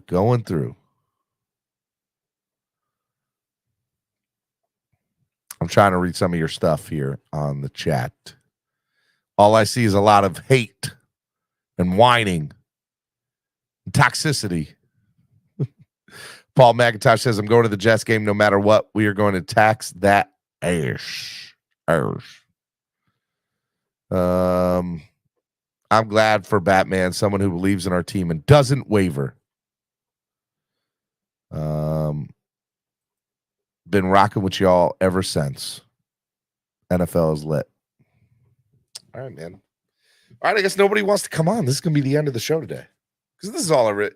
Look, it is tough in the off season to do shows. There's a lot to talk about, but it's Wildin' Out Wednesdays tomorrow. That's going to be a good show. So make sure y'all are on for that. If there's nothing else, I think we're going to end the show today because we're going to have it's Valentine's Day. I'm going to spend some time with my wife and hang out with her today. And I hope y'all enjoy your time. Hang out with y'all's loved ones today. It's been a lot of fun. It has been a short show. It's a short show. Sorry. Y'all didn't get on. Y'all wanted to get on. You should have got on. I love y'all. Y'all are the best fans in the world. If you enjoy everything, please donate to the channel. Oh, wait. Hold on. Look, somebody got on last second, and I'm going to bring him on. I'm going to bring him on just because he's my guy, and I like him a lot. I haven't talked to him in a while. What's up, Ice Tray? Ice Tray, you there, Ice Tray? Yeah. I had to switch over. I forgot to pause the YouTube app, and so I could talk to you. What are you doing? Well, I was about to leave, man. Nobody was getting up here today. I know. I was catching up to you to before you got off. And well, I'm glad you came on. I'm willing to hang out with y'all for another 30 minutes. You got a couple of my friends to sign up for the board on Sunday. I did. I appreciate that, man. No problem. Big deal. Appreciate it. Steven. When did you fall in love with the Miami Dolphins? Why William? Or when? All right, When? so I guess it's 6 years ago now that it's so loud out here, Steven. There's dump trucks and concrete trucks running past me. 6 years ago, whenever they started whenever the Dolphins drafted I guess it was Kenyon Drake or somebody. I can't remember, but I started paying attention to the Dolphins a lot. I've never paid attention to teams, NFL teams that much. You know what I'm saying? I always paid attention to the players. And something just happened with the aqua and blue, buddy. And then I started kicking it with you guys, and y'all really are even more why I'm a fan than anything. You know what I'm saying? Because of us? Because of y'all. See, that's what it's about. The community brings the fans together. You know what I mean? Well, some people will say this community is very toxic and negative. It is, Steven. That's not a lie. I wrote a joke about the Dolphins. Is that why you haven't been around for a little bit? You took a break. I need a break from you guys, brother. I've been doing open mics like 6 nights a week, and then I've got another show to get ready for. So I'm just busy. You know what I mean? Cat for Life says William Perry fell in love with the Dolphins, drafted Alabama players. Good for him, bro. Well, I mean, yeah. Roll Tide, baby. But I have never been so miserable watching the Dolphins. Sometimes the community makes you miserable, bro. And I come from a winning organization. I've been an Alabama fan my entire life. My Well, mom look, worked. they, My they, mom they had worked they had some tough days too. You know who the head coach was before Nick Saban? Shula, and then Mike before, Shula. yeah. In fact, I did the defensive coordinator for Shula's house right up the street from here years ago. Whenever he was the defensive coordinator, that was what 15 years ago, 17 years ago, something like that. He never got a real head coach opportunity anywhere else. I was very surprised about that. Well, Saban doesn't like NFL attitude. You know what I'm saying? He doesn't think that players should get paid more than the coaches because Yeah, he is not a fan. He hates the NIL. he Hates it. hates the NIL. He hates all that stuff because it does take away from the game. Yes, yes and no, right? Like the players deserve to be paid. It's a multi-billion-dollar business now. You can't and you have to allow players to make money off of their name, image, and likeness. It's just it's totally it's a totally different world we live in. And I mean, look, they stripped some of the USC play. They stripped the USC's championship because they made money on the side. Well, look what they did to Destroying whenever he was punting at UCF. He had a YouTube channel, and they said, no, you can either take the YouTube channel or you can't punt anymore. Destroying would have made an NFL roster had he had been allowed to play in college football, and they did not allow it. And he chose, I'm going to keep on making money from YouTube, and he was the first NIL player. Yeah, that didn't have the NIL. He's the reason that NIL exists now, because huge reason. Because the play. Here's the thing. You know what the real Northwestern football team unionized, and they said you want to make money on us. We want to make money. As you should. And they should. So look, the NIL was something that at the end of the day was going to happen. It was bound to happen. It was inevitable. As soon as you had 11-year-olds or Ryan from the toy kid making $9 million, and you can't get a kid that's playing for a college team where the college is getting paid. Most of their money's made off of the football team, all of them. As soon as you had those kids show up, it was just a matter of time that they were going to get paid. You there?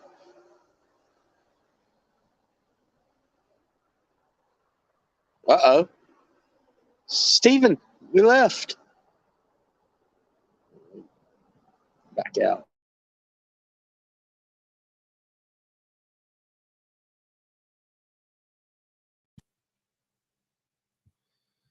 Can y'all hear me? Can y'all see me? I'd be interested to know what happened there. That was crazy. Are we still alive? Can y'all hear me? Put it in the chat if y'all can still hear me. I don't know what happened there, but we definitely dropped for a second. What happened? My bad. I don't know what happened. I hope we're still alive. I hope people can see us because I shut everything down minus this one tab, so I can't see what people are saying unless it's on the feed here. Yeah. Hopefully, look at the chat. Nobody's talking in the chat at the moment. Nah, nobody's talking in the chat. I don't know, but again, as soon as you seen kids start making money on YouTube, making millions of dollars, you knew NIL was coming. You know what I'm saying? If video game players in college were making money from their videos, you knew that it was coming. It was just inevitable at some time. You know? Colin says we can hear now. I don't know what happened there. I feel like it was that Alabama internet. It got us. It probably was. This is the beach internet. But it took out everything on my end too. I don't know. I backed out and came back in and we're good. Anyways. So as far as the fan base is concerned and the toxicity, how do we get a younger generation to follow and being Miami Dolphins fans? Well, the thing about it is we got to do that ourselves. You need people like me, you, Batman. You got to have all those certain characteristics. You have to have the good, the bad, or you're not gonna be anything. You know what I mean? Your platform does it the best. Guess what? You wouldn't even know who I was if it wasn't for you having the show. Right? That's true. I never would have met you. We never would have met each other. Exactly. And what a shame that would be. So, and whenever you ask for, like, I want to get to 10,000 subscribers, I got you to 10,000 subscribers because I told my kids and their friends, go ahead and sign up to this channel and then just watch a little bit and come on. That's how you get them. You know what I mean? I love it. I love it. And we're doing it right now, Steven. You're getting bigger every day. How many more subscribers have you gotten since then? I don't know. We're at like 10. What are we at? 10. I'm not sure where we're at the moment. 10 2. So we got like I'm gonna try to get us to 11,000 by the end of the month. That's a tall task. That is a tall task. Stephen, I just filled up a building of 150 people on a comedy show that I didn't even headline. You're kind of a big deal. I like it. I could have gotten 2,000 people in that building. It wasn't big more enough. people like Batman, Stephen, and William Perry. Really? What about the real diehard Williams Perry? What about us, fan? We're not diehard. I said we need people like from all genres of attitudes. You know what I'm saying? We have to have all the characters to play the right story. You got to have the hard nose like Cap for Life and Pete. You got to have your Pete. I will be right there taking me under with you. All right, man. Did you get a chance to watch Super Bowl? I did. I was disappointed with some of the calls in the beginning of the game, beginning, middle, and end. It was just, I mean, hands to the face whenever a guy's got your back to him. You know, that was disgusting. Yep. And caused a first down whenever it should have been a fourth down. You know what I mean? Those little plays like that changed the game. I mean, the final play of the game, that was kind of, come on, man. Juju still got away, and the ball wasn't even coming towards him. So, I mean, it doesn't make any sense. Look, I think for me, you know, that game, I thought it was a really good game. I actually thought it was a great game. I thought the referees were good up until that last call, and even then, I don't think it was a horrible call. We talked about it in great detail yesterday. If you missed yesterday's show, go back. I watched a little bit of it yesterday, and I agreed with some of the points, and I also disagreed with. You know, I can agree to disagree with everybody. All right, man. I got one more person in the back room, William. I'm gonna let him come on. And anything else before I let you go? Happy Valentine's Day. Send out love to your little family over there. We need to get this in motion, put together with me, you, and Vaughn 954 about doing the show at Vasa Sewer. I'm all about it, man. I've already kind of got things in my head. We just got to figure out, the title. The name of it is Finn's Laugh 2. Finn's Laugh 2. I like it. I like it. I already have a couple of people besides you two that I think I want in on it, and they're Dolphins fans. So, well, let's go. Let's put it together. I like it. All right, brother. I love you, man. Be good. I love you too, man. I'll see you soon. All right, man. Miami Sports Music's #1 Miami fan morning show. Clock Blockers. Brian. Good morning, Brian. How are you, man? Good morning. Good morning. Good morning. Brian, when did you fall in love with the Miami Dolphins? I don't feel like I fell in love. I just was a Dolphins. Some people just become Dolphins because that's just their destiny. And I was just destined to be a Dolphins. Unfortunately, God unfortunately is the right word. I mean, God didn't want me to be a Bengals fan. And get Joe Burrow, who got an elite quarterback. The Eagle fan. it is what it is. When did you become a Dolphins fan? Like, what year do you remember? Like, you were like, this is my team, no doubt. Well, when I came out of my mother's womb, Steven. So I don't know. I don't know. I was just handed. How old are you, Brian? Big mission, this big mantle, which is to go out there and watch the Dolphins shit the bed every other year. Tell me how you really feel, Brian. Tell me how you really feel. Look, I think it's funny, people that kind of say that I was destined to be a Dolphins fan. This is who I was. I I've had people say that before, jokingly, obviously, but also there's some truth in it, right? And I feel that way about myself. Like my dad liked the Dolphins, but he wasn't a diehard fan. And so it was on me to be the fan. Do you remember your first player that you really loved? Like, who was your first favorite player, Brian?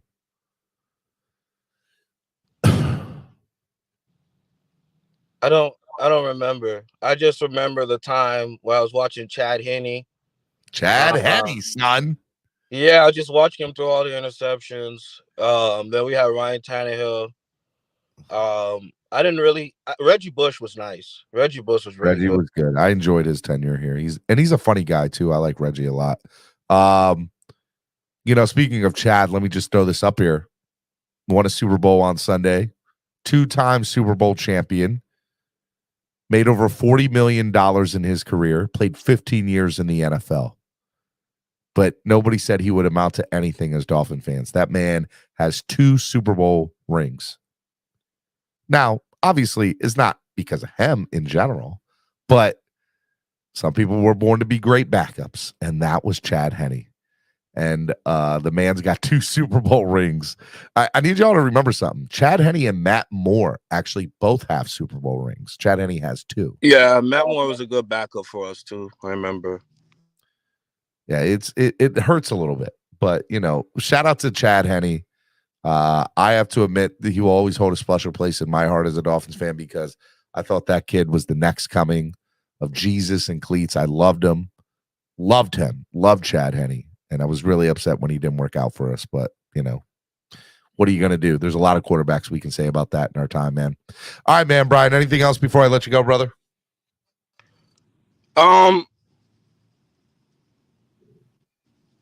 I don't even know what to say. I mean, like this team is. I mean, I'm gonna just get over it. You're gonna be all right, Brian. It's gonna be okay, man. No, I won't be all right. I won't be all right because we're still trying to figure out whether Tua should play in the preseason game because we don't know if he want to get a concussion.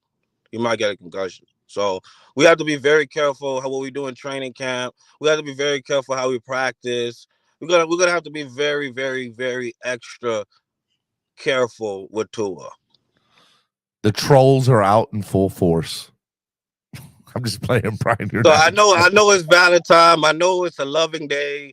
I know people kissing their wives and kissing babies on the forehead. But at the end of the day, we're the Dolphins, and we're an embarrassment to the NFL. We're not an embarrassment to the NFL. I disagree with you. Stephen D, did you forget? When we beat the Buffalo Bills, we were like, we broke the curse because our hump was to get over. Beat the Buffalo Bills, right?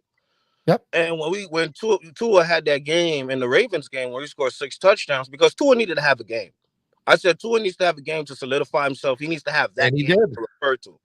So him doing that in the Ravens game was a good start. Oh yeah, that's a game we can remember. But to go from the number 2 seed and almost being a number 1 seed to go all the way down to the 7th seed, that's very embarrassing. Look, we are not as an embarrassment to the league. I disagree with you. What I will say, Brian, is we have underachieved. If that makes you happy, that is fair. We underachieved this year. That's fair. No doubt about that.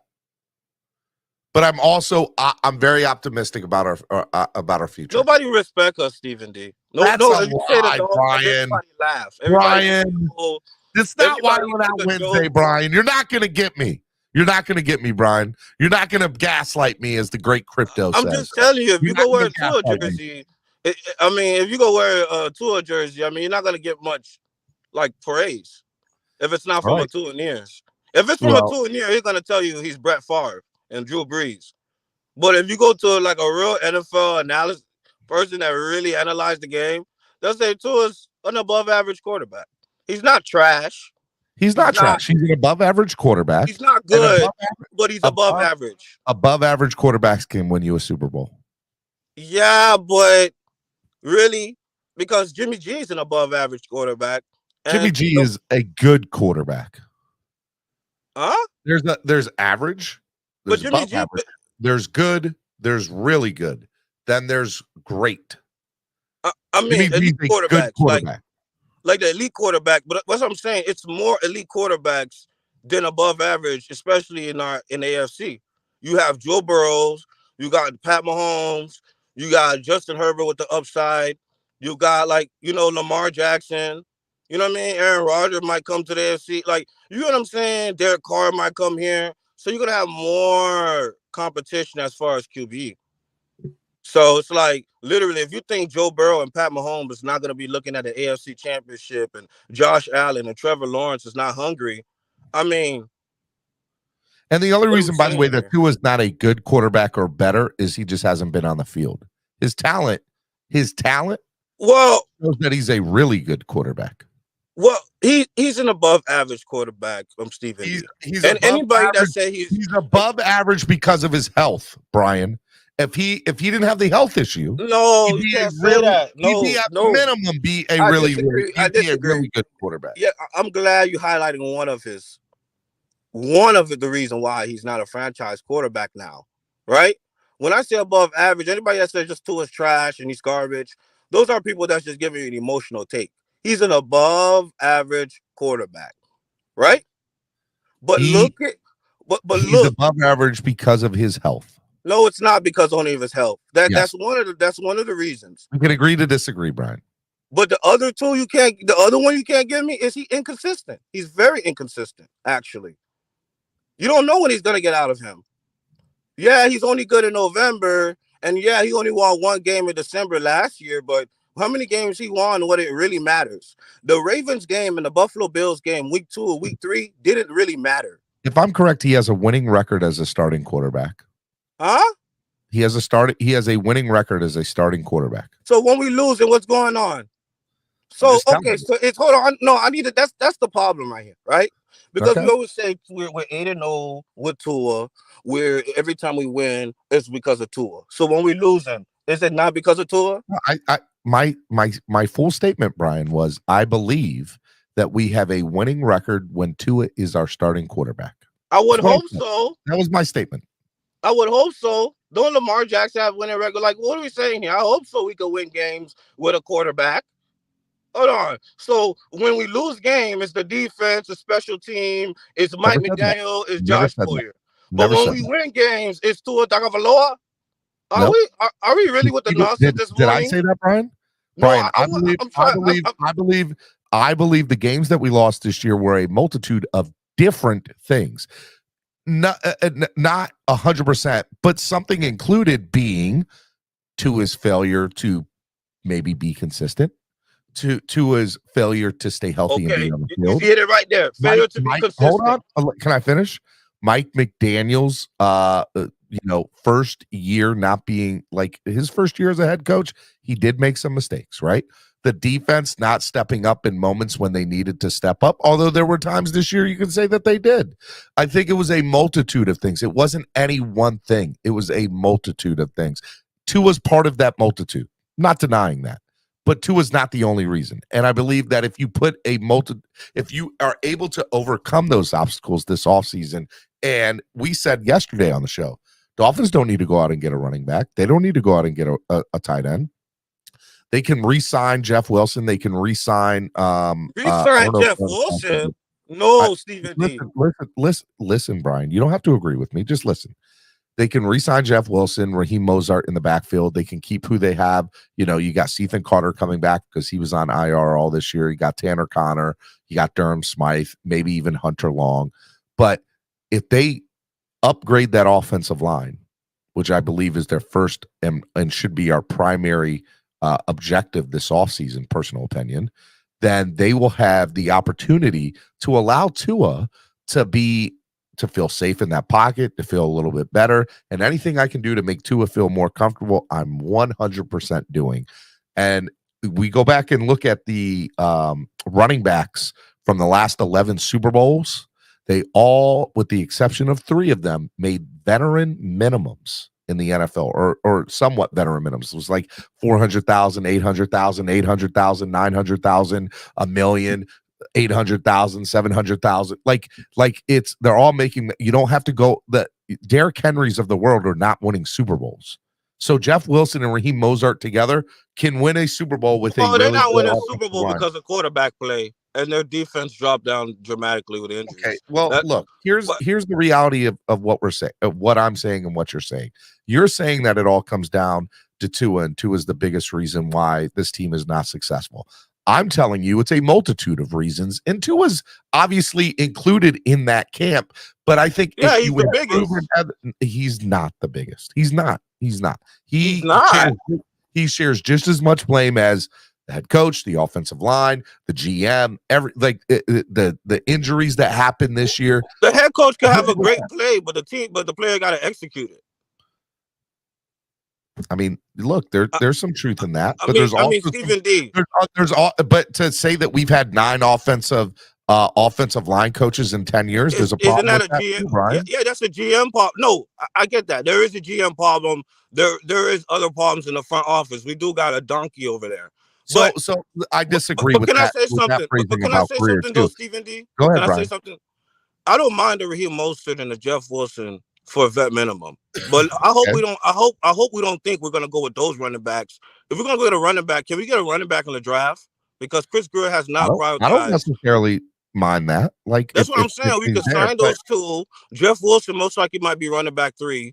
And then we go get a running back, which we should have did last year, knowing that Chase Edmonds and Raheem Mostert are on 1-year contract, injury prone. We should have already drafted a running back, and probably in the 3rd round or 4th round, and not go pick a wide receiver when the wide receiver room was already full. We should have just got a running back if we were looking for a luxury pick, but that wouldn't be a luxury pick. That would be a need. So Brian, now we could go get a running back this draft that we could build long term with. You know what I'm saying? So maybe get him in the 2nd, or maybe get him in the 3rd, and then you could bring Raheem Mostert back and Jeff Wilson. But you got to also know that those guys going to get injured through the season.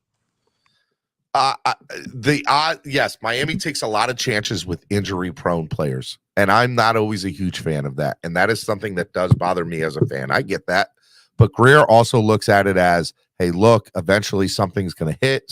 One of these are going to work. Now, it's either going to work or he's going to be out the door. That's the fair motive, or the fair thing to say about Greer when it comes to Greer. I think Greer is a good GM. I think Greer's made some mistakes. I think he's whiffed on some things, but I think overall he's a really good GM. And I hope that he's able to win with the franchise or the team that he has right now going into next year. I'd like to see the offseason moves that are made, because I think that the Dolphins are trending upwards and they're in the right direction. They haven't made the playoffs since 2016. They made the playoffs. Now, we can all say 2008, 2016, the very next year, the team did worse than the previous year. So if our team does better this coming up year, which for us is winning a playoff game and improving where we are in the win-loss column, if we do that thing, especially with the second hardest schedule, this team is exactly where it needs to be, and it's trending in the up direction. So you're saying a 1st-round exit is our mark next season? No, winning a playoff game is our goal next year, and having more wins than we had this season. Stephen D, if that's our goal, and if that's the goal of the front office, people need to be fired.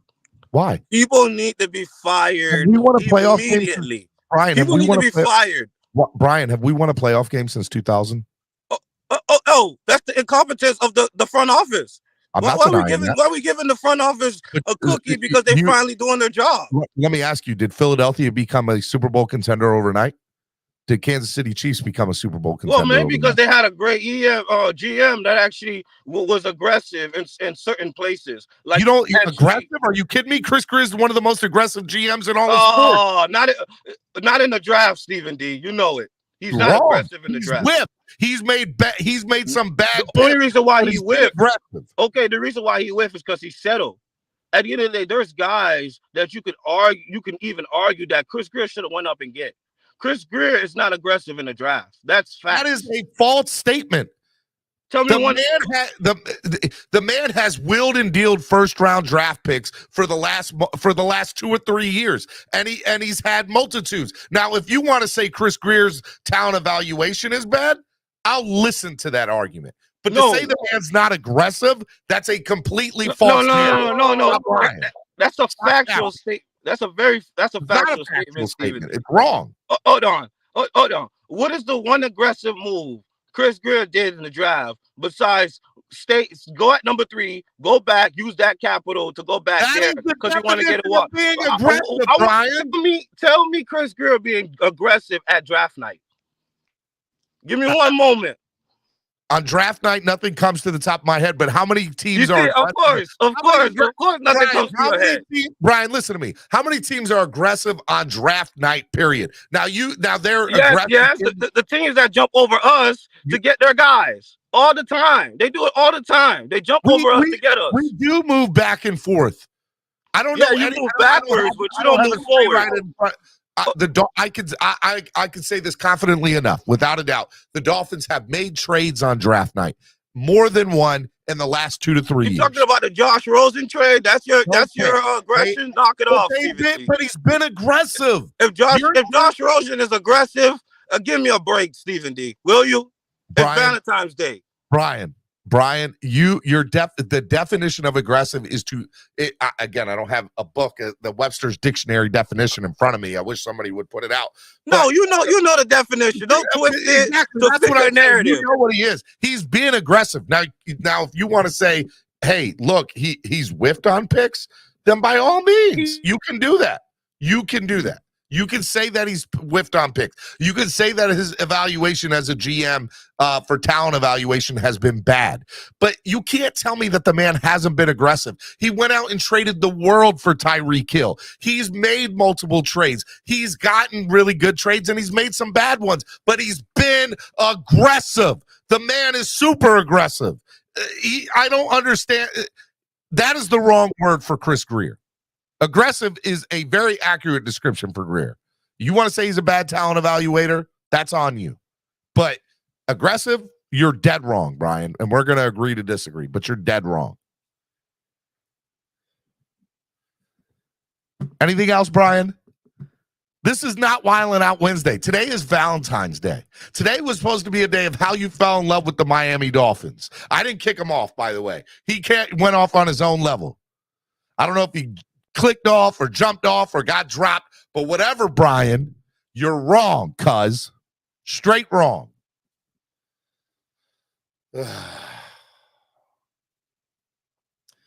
My goal is to get off here at noon, but I have a couple of other people in the back room, and I want to let them go. Ruben, good morning. Happy Valentine's Day to you, man. Happy Valentine's there, Steven. How's it going? Struggling. Yeah, exactly. It's supposed to be Valentine's Day, bro. Like, what's up? Hey, happy Valentine's. About when you fall in love with being a Miami Dolphins fan.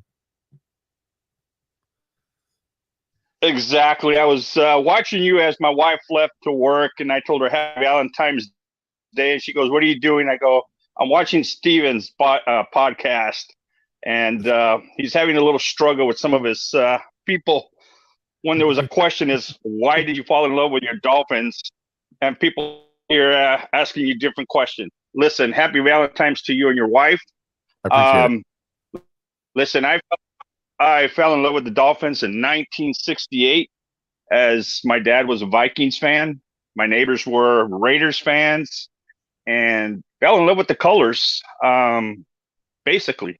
As a 7-year-old, surrounded by nothing but Raider fans. That aqua teal, the aqua green and orange did it for you. Exactly. You know, didn't know that much about football, to be honest with you. My dad tried to get me into football, and he did. And then a bunch of neighbor kids, we just started throwing the skin around, and hey, what team? And, you know, Dolphins. Once my mother found out what team I liked, I don't know. Do you remember the old Sears catalog? The old Sears catalog. I do. My dad used to get that. I remember the old Sears catalog. So my mom ordered me a Dolphins. It came with a jersey and a helmet. That's probably where I got this thing from. That old school one. That's what that helmet's from. But it's. Yeah, I had the older version. Here's mine. There we go. That's so cool, dude. I love it. This is mine. And we used to wear these. Would you believe we used to wear these out in the parking lot, high school? We were nothing but knuckleheads, and we were banging each other's with the heads, and they're not even real helmets. So, games I used to get mad about was us against the Raiders. It was just brutal. One last thing before I go. The longest game was the Dolphins Kansas City double overtime. Double overtime. Got it. Okay. All right. Thank you for clarifying that. I knew Miami was in it. Miami was in it. They went ahead and beat the Kansas City Chiefs in the playoff game. Christmas Day. Man, those were some times, Ruben. Those were definitely some times. All right, Ruben, thank you for coming on, man. Hey, happy Valentine's Day, brother. One more thing. I would like to send you some stuff, Dolphin stuff. Yeah. If you can send me your, I sent you a text or email on your. Did you send me an email with the 2 license plates behind you? Yes. All right, I'll respond to that. I'll give you my address. Logo. Yeah, man, it's dope. It's so cool. I would like to send you some Dolphin figures and a Dan Marino NASCAR. I love NASCAR, man. I would love that. I'll send you my email, man. I'll send you my address. I'll definitely do that. Got it. And like I said, I would like to get back on with you during the week. Hey, man, anytime, man. You're always welcome, Ruben. I appreciate you coming on, brother. Enjoy you and your wife's Valentine's Day. All right? I will definitely do that. Same to you, man. Have a good one. God bless. All right, Miami Sports Music's #1 Miami fan morning show. Clock Blockers right here on the Miami Sports Music Podcast Network. I was supposed to be off already. Y'all kept me on. But it is Valentine's Day, and it's all about love and kindness here. So let me bring on a guy. Brian is still in the back room. I'm going to get to these 2 other guys, Brian, before I come back to you. You drove me bananas today, Brian. You did. Crypto. Hello, Crypto. Steven, what's going on? You're dead wrong. Brian is right. 100%. Brian is wrong. Brian has never been 100% right. No. Brian was a breath of fresh air. No, he's talking about the franchise being stuck in the mud. I don't believe that he was, personally. Chris Greer doesn't get consolation prizes. It's about winning Super Bowls. We were a city of champions at one time in this historic franchise. You got to listen. Coming from a diehard Cubs fan, people before me who witnessed the World Series had to wait 108 freaking years, Stephen. That time comes and go in a snap of a finger. I was just so lucky that I was born at the time I was born to witness them win a World Series. And look, already it's been 7 years since they won. You see how quickly 7 years has gone since they won again. Who knows? It might be another 108 years before the Cubs win the next one. So we got to start taking it serious and start thinking Super Bowls, because your time in your life is short. Life is too short. We got to do this quick. We can't be going on 50-year rebuilds. If you don't do it in 5 years, you did it wrong. Crypto, I don't know if you know this, but we're in a 50-year rebuild, bud. Yes, but that's the point. We can't. If you can't do it in 2 to 3, at least if you haven't turned a serious corner where you made an AFC, made a championship game in 3 years, then it's a failure. It is not Wildin' Out Wednesday. I want you to answer today's question. When did you fall in love with the Miami Dolphins? I fell in love in the early 80s, like 80 to 81. It was basically art for me, Stephen. David Woodley? It was, yes. Well, yeah, that's who happened to be the quarterback at the time. But it was me, because me being a kid, I fell in love with the color, Stephen. I have to admit, green is my favorite color. But aqua, that version of green was even better. Is so beautiful. I love it. It was the colors that drew me into the franchise. It really was. that was at the beginning, right? Since I was a kid and I was, a kid, they like art, so they go with they lean towards their favorite colors. So I picked them. I start following them based because I love their colors. That was initially how I got in. And then, of course, Merino pretty much clinched it in '84 for me. Let me tell you, my 7-year-old baby girl, her favorite colors are purple and red. And so her little card today says, "I love you. Will you be my Valentine?" Which, by the way, didn't make me cry at all. I wasn't crying when I read this earlier this morning at all. You didn't get teary-eyed? Weren't tears running down my face. Yes. Yeah. Look, I'm now your baby girl is probably, if you don't poison her mind, Stephen D, she might start liking the Vikings or the Chiefs. No, that will never happen. She knows. There's questions I ask her every day. Who do you love, Daddy? And who's the best football team? The Dolphins. She knows. She's just saying that to make you happy, Stephen. No. Well, that's fine. But that's fine. That means she knows she has to be a Dolphins fan forever. I told her, I said, look, I don't care what you do in life.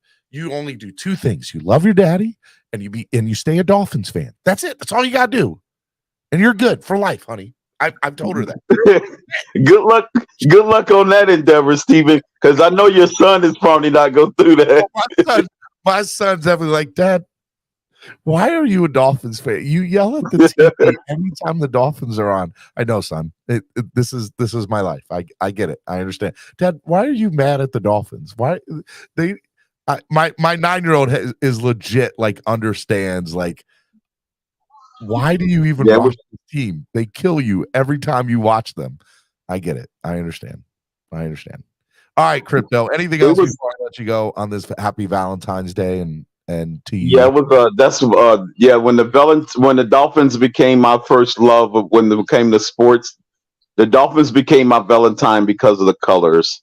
And then I start studying up on the players and start getting to know the team and the normal stuff you do. I do, man, and that. But is there a time where you just I know you said you liked them in the early '80s, but is there a moment that you can be like, I love this team, man. I just love this team. Oh yeah, it was those great. That you knew it was love. It wasn't. It was love. It was the great come from behind victories I saw, the Monday night games. Because we used to be on Monday night games at least 3 times a year on average. I mean, we stayed in prime time. Yeah. And that was really the only primetime game. The Monday night game, barely Sunday night getting started in the 90s or whatever, but that was it. It was the Dolphins or Raiders or it was those big teams, the Broncos, the Niners. Correct me if I'm wrong. The Jets and Dolphins were our first Monday night game ever. Is that true? I don't know if that's true. Was it? No, I thought it was. I do actually, know. I thought it was the Raiders. I thought the Raiders were the first Monday night game. But yeah, you might be right. The Jets and Dolphins were either the first Monday night game or they played the most Monday night games against each other. The most. I think it was the most. Okay. I think recently we was passed by one team as far as the most appearances on Monday night. Okay. See that spell we went through where they was only giving us one a season, that kind of let them other teams catch up to us because we were out ahead for a while. That was a 20-year spell, Crypto. 20-year spell. 20 years spell. What? They was just giving us that. Actually, no. Jimmy Johnson, his era, they was respecting us still. We still got a handful. A few, even under Jimmy Johnson. They were giving it because he's a big time coach who had already won Super Bowl. So yeah. So yeah. Yep. He was a Super Bowl winning coach. I want you to know that I don't agree with everything that you say or that comes out your mouth, but I do love you. And one of my greatest memories that I know, it wasn't that I knew I loved him. I already knew I loved him. But one of the things that reminded me of my love for them was the greatest comeback in Dolphins history. And that was 28 points down in the fourth quarter. And I got to watch it with you, Crypto. You and Ryan both there with me. And we got to watch that game together. And I will forever remember that game. Yeah, we was in the nosebleed seats, but it was good. Still good view. You'll remember that game for the rest of your life with me. Yep. The rest of my life. Yep. The greatest come from behind victory in Dolphin history. Yep. That was it.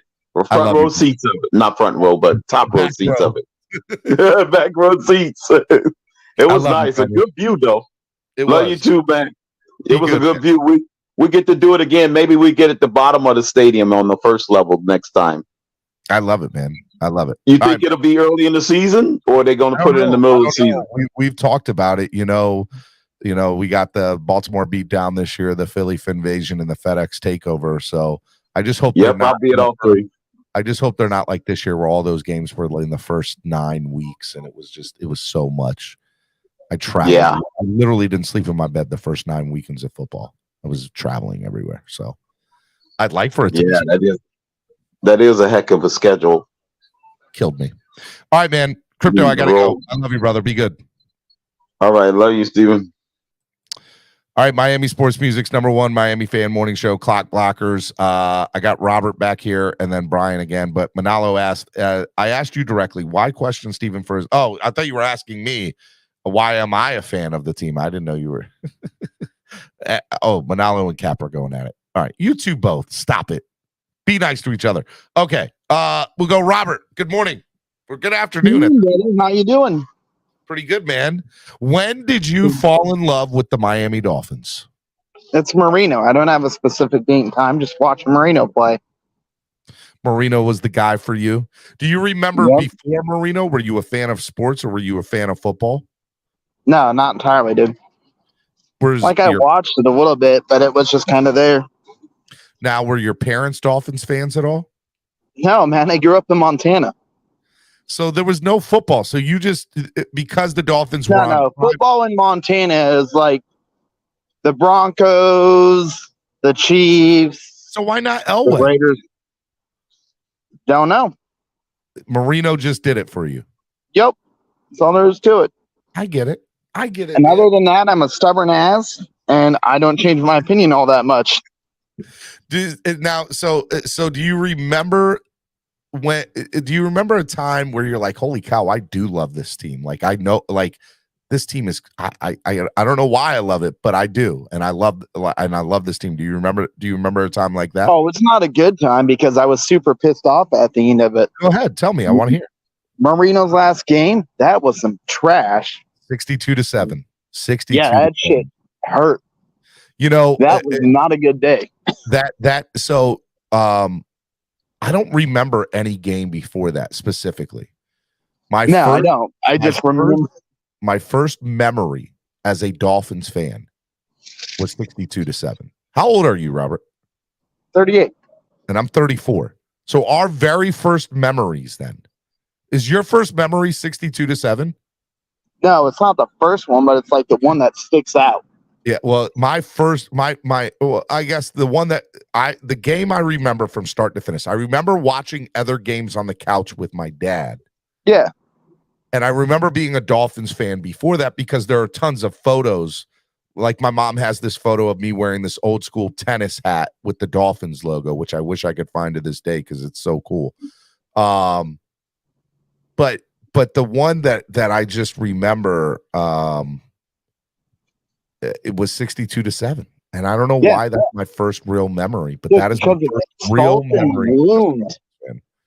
And I watched the game from start to finish. I didn't stop watching. It was bad. You couldn't turn away. You couldn't turn away from it. And so I watched the entire game from start to finish, and I remember being super depressed, but I knew I loved the team. I knew that was my team.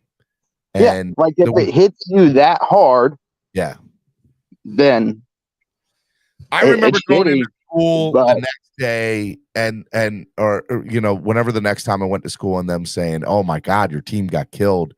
Doesn't matter. We'll be back next year. We'll be all right." Like I'd shuck it off. There was nothing.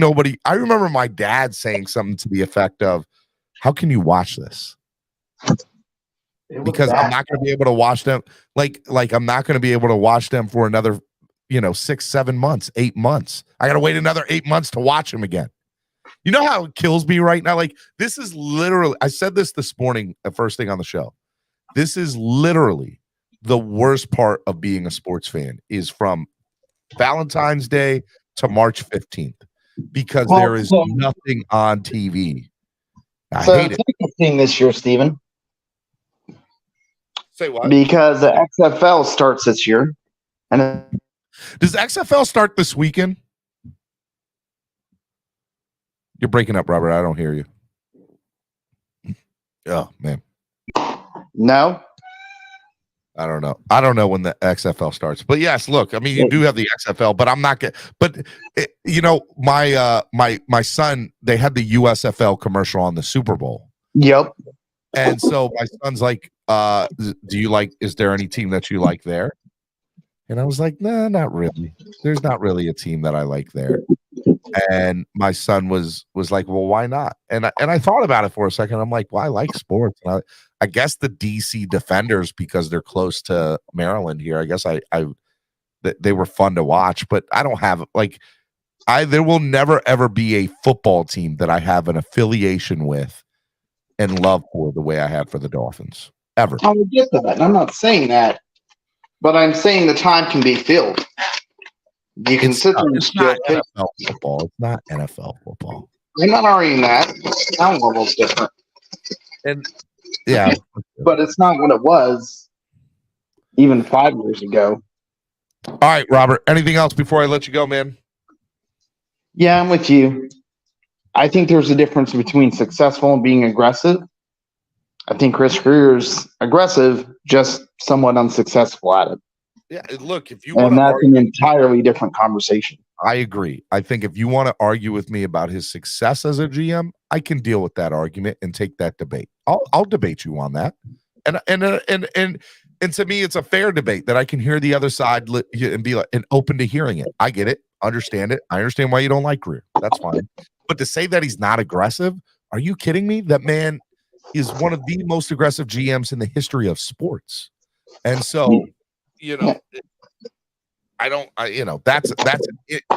That is not a word I would ever use to describe or not describe Chris Greer, that he's not aggressive. Or you can, go look at his GM career. The man made trades on trades. Yeah, and by the way, and he's made some hits too. And we can argue he's made more miss than hits, and that's fine, but I think most GMs do. I think most GMs miss more than they hit, but when you hit, you need to hit big. And when you miss, you just don't want to miss big. And right now, the Dolphins have missed big and hit big, but not. I think they've missed big more than they've hit big. And I can deal with that debate and argument about career. But personally, there's only a handful of jobs that are GMs, and I want some. I mean, is the grass greener on the other side with another GM? I don't think that it is. I mean, we had Jake Myron, Dan Hickey. We had a few of them. Tannenbaum, it wasn't greener. It was worse.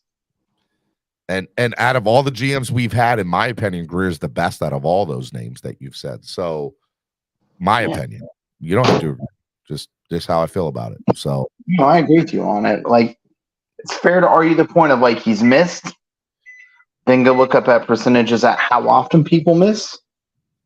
And how often they hit. Some get really lucky. There's probably 3-4 GMs in the league that bat 50% or more. 100%. 100%.